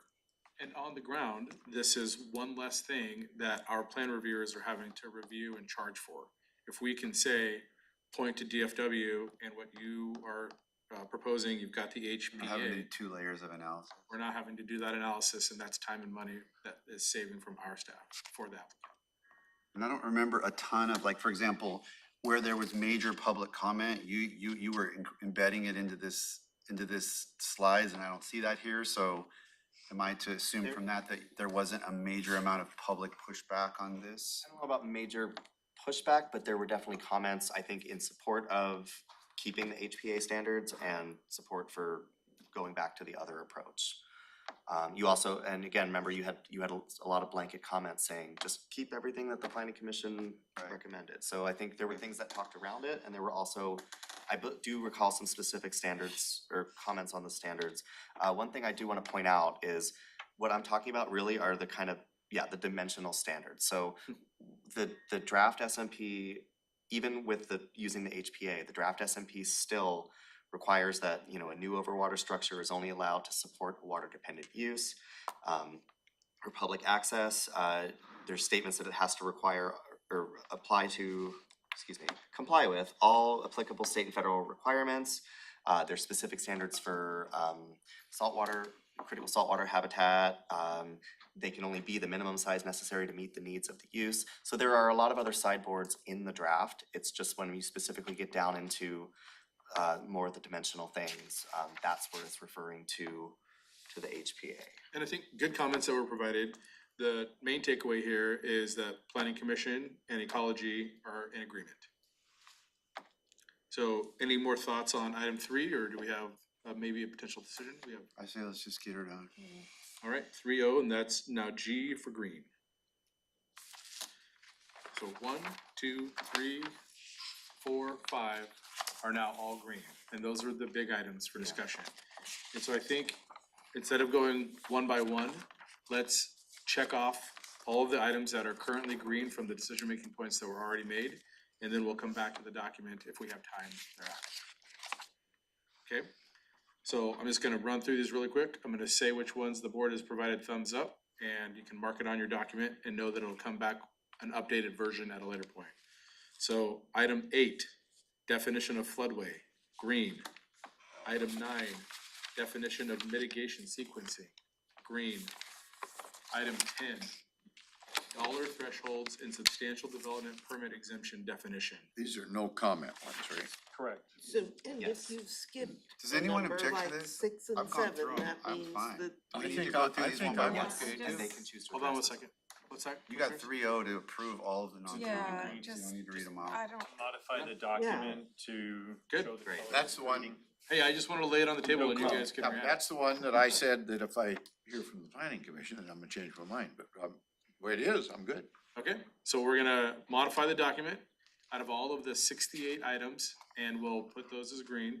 So we've got 30 minutes. Would you like to go back up to the ones that you have not yet decided on as green for thumbs As up? well. yes. You got 16 left. Hey, I just And- wanted to be covering all the bases. And I think Thank you. Commissioner Menser you made a statement earlier, that potentially the board might wanna consider is that you had not seen anything in your review of public comments that necessitated a deviation from, the changes that were introduced by that matrix. That did have a comment.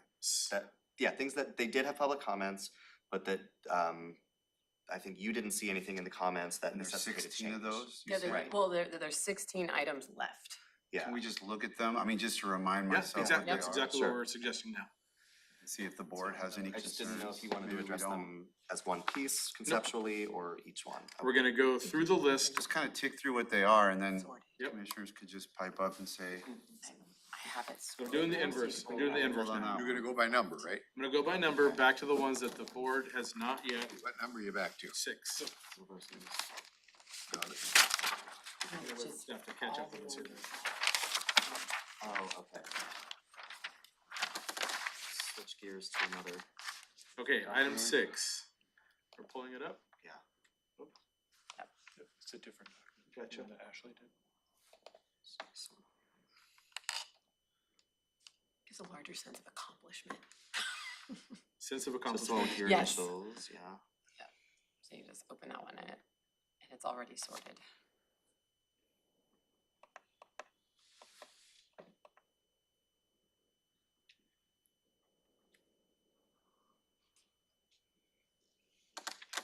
Just as a sidebar comment, I think for the publishing this document, it'd be good to just colorize the rows, but Yeah. leave the sort the same, otherwise it's too confusing to crosswalk. Yeah. Totally. That's fine. Okay, number 6, references to critical areas within the Shoreline Master Program. Planning Commission had no input on this recommendation. Ecology's position was references to the critical area standards incorporated into the SMP should be clear. And this Andy- one, Oops, okay. this one had comment? Yeah, then this is where this may fall apart a little bit because these did have public comments, which were intended to come back to the board at a future briefing, and I don't have my digest of all those pieces ready. That was not prepared for today. So when we laid out the plan originally, this was the third phase, was for the board to look at all of the items that have public comment and tell us as staff which ones you thought were most important to Right, but if address. Andy's not ready, And at the and very- can't point out his, that's not We fair could to still, Andy. we could still go through the 16, just so you know, we don't have to have a discussion on them, we can go through the 16 and just, yeah, cause Name I can them tell out. you with respect to that, nobody said anything in public comment that makes me think we shouldn't make references to the critical area that are clear. And again, it's about the consistency. And I may remember between some the of two. these as we go, it's just this one, I can't remember, and I do see that there's a note here about the PC minority report, so that could be why that got flagged. This is a different so how about, document. we just keep going, and you guys stop us at one that you wanna have us to flag for a future discussion, how That's about that? good. Just tell us the number before you, Right, 6, future discussion, no. No future discussion means you're good with Yeah, the, but I wanna know, on this one, I wanna know who commented about what. So Or we what have the comments one were. request for future discussion. Can you guys do, so could you just, let's say there's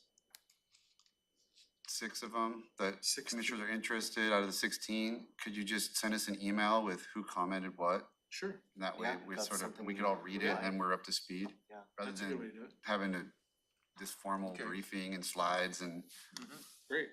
But. because once in- Commissioner Edwards sees the comment, he may go, okay, whatever. And Yeah. then we'll come back and discuss what needs discussing, Okay, right? Because planning commission never had any of these either. They didn't get to make a recommendation on any of these. right? So, yeah, I mean, if they made a recommendation, I wanna know what that is, but. planning commission did make a recommendation. so this, basically, I think what happened here was the planning commission recommendation, it went to ecology for review. One of the things that staff said is, in some cases, you're not making it clear what's actually happening with this update. You're not adopting the CAO into the SMP, you are protecting critical areas within the SMP. It was a framing issue, it's kind of a semantics, if you will. And I think there were disagreements by some members of the planning commission as to how critical areas should be protected, which is why this item is still in here as a did receive comment. I believe it came from the minority report and people who supported the content of the minority report. Yet a lot of the public say, we like the minority report, we like what those folks said, you should do that. So I think that's why this item was teed up for future discussion. I'm just telling you where I'm at right now, so that my teammates can hear it. The big policy issues, we have decided. Everything that's left is so technical that I want to defer to the recommendation from ecology.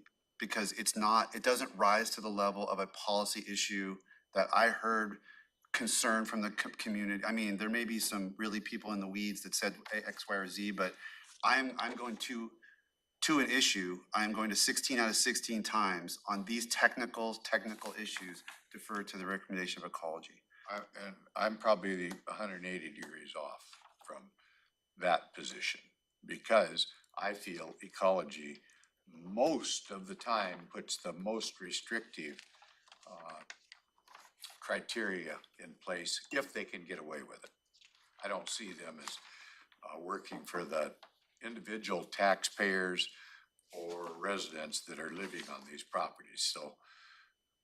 They work for the community at large and protecting the environment. Yeah, I Their don't believe- mandate is not to protect individual property owners. I don't believe that for a positions. minute. Well, I do. I know you do, Difference that's of what I say, opinion. we're different on that. Yeah. I do not trust ecology to make the right decisions for the citizens in total, just blanket, that's all.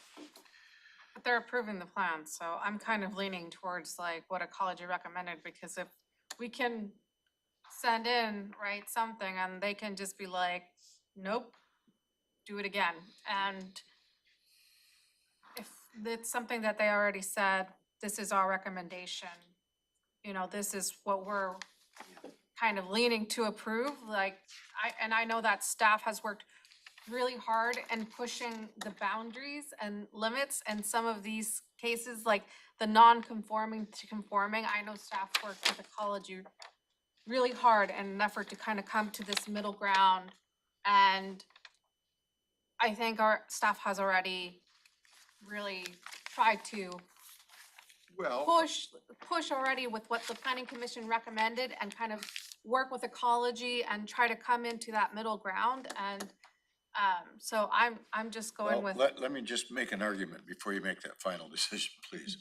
Okay, if you go back to the conforming or non-conforming, ecology says that this is inconsistent and they disapprove of it, the way we decided to do it. Which number are you on? That's number 4. And so that's an example of what I'm referring to, that I feel they do not have the citizens' interest at heart. And whenever they can, they will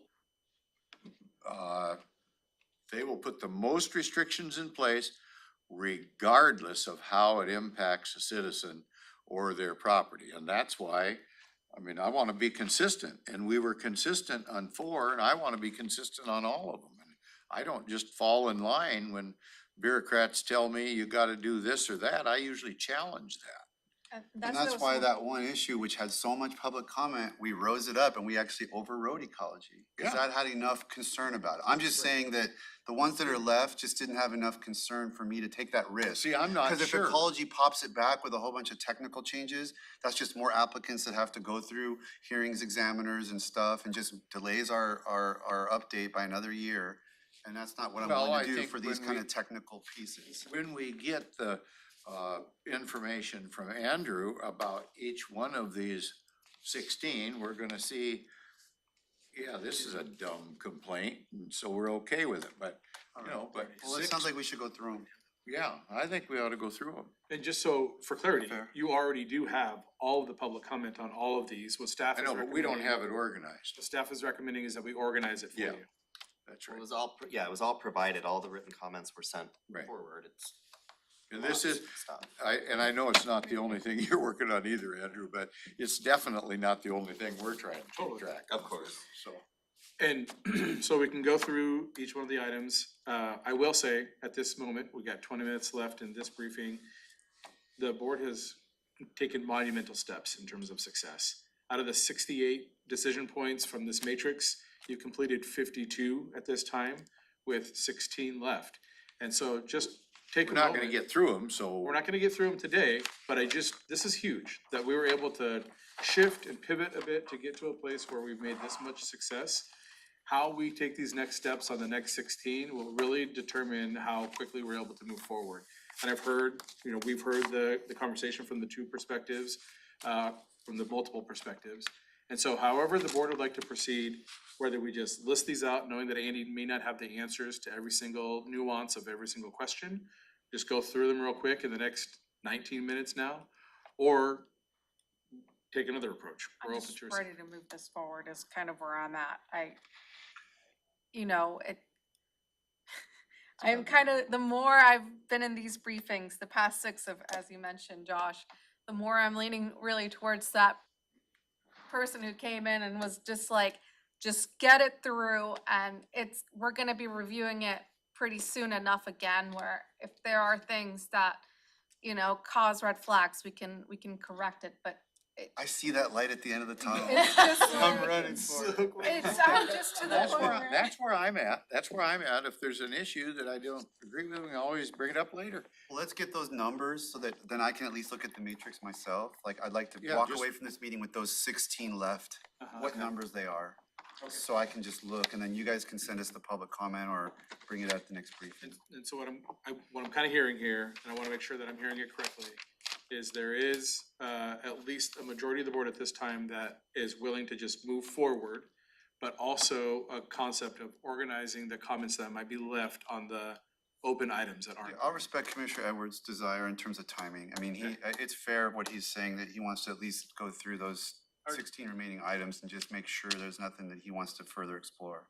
Depending on how quickly you can turn that around, we have our next briefing on Monday, the 30th. Yep. At 9 AM. If we could address them then, that'd be awesome. I'm gonna eat, sleep, and breathe this stuff till then, so, yeah, that will be back So before you. let's quickly walk through what items are still Just so we can open. mark them and then we Yeah, can we'll mark take a them and look we'll at 'em. look at them ourselves and be ready. We'll all be homeworked up and ready for that Yeah. 30th briefing. Excellent. So number 6 was references to critical areas within the SMP. Okay. Commissioner? Yeah, he just No, said, no, okay. no. Okay. Go ahead. Number 7, allowing bulkheads for eutrophic lakes. And tell me what that is. Oh, well, there you go. We're gonna get. Well, What's a I mean, eutrophic just lake? simple. So, all of our lakes are eutrophic in Thurston County. So the issue here is you had a planning commission recommendation draft that went forward saying, let me back up. Ecology is very prescriptive in where you can add a bulkhead on your property. They say you can do it in one of these 4 scenarios. The planning commission draft added a 5th scenario that is not approved, is not in state law. They said you should also be able to do it on your lake to prevent erosion and introduction of, sediment and nutrients into the lake. Yeah.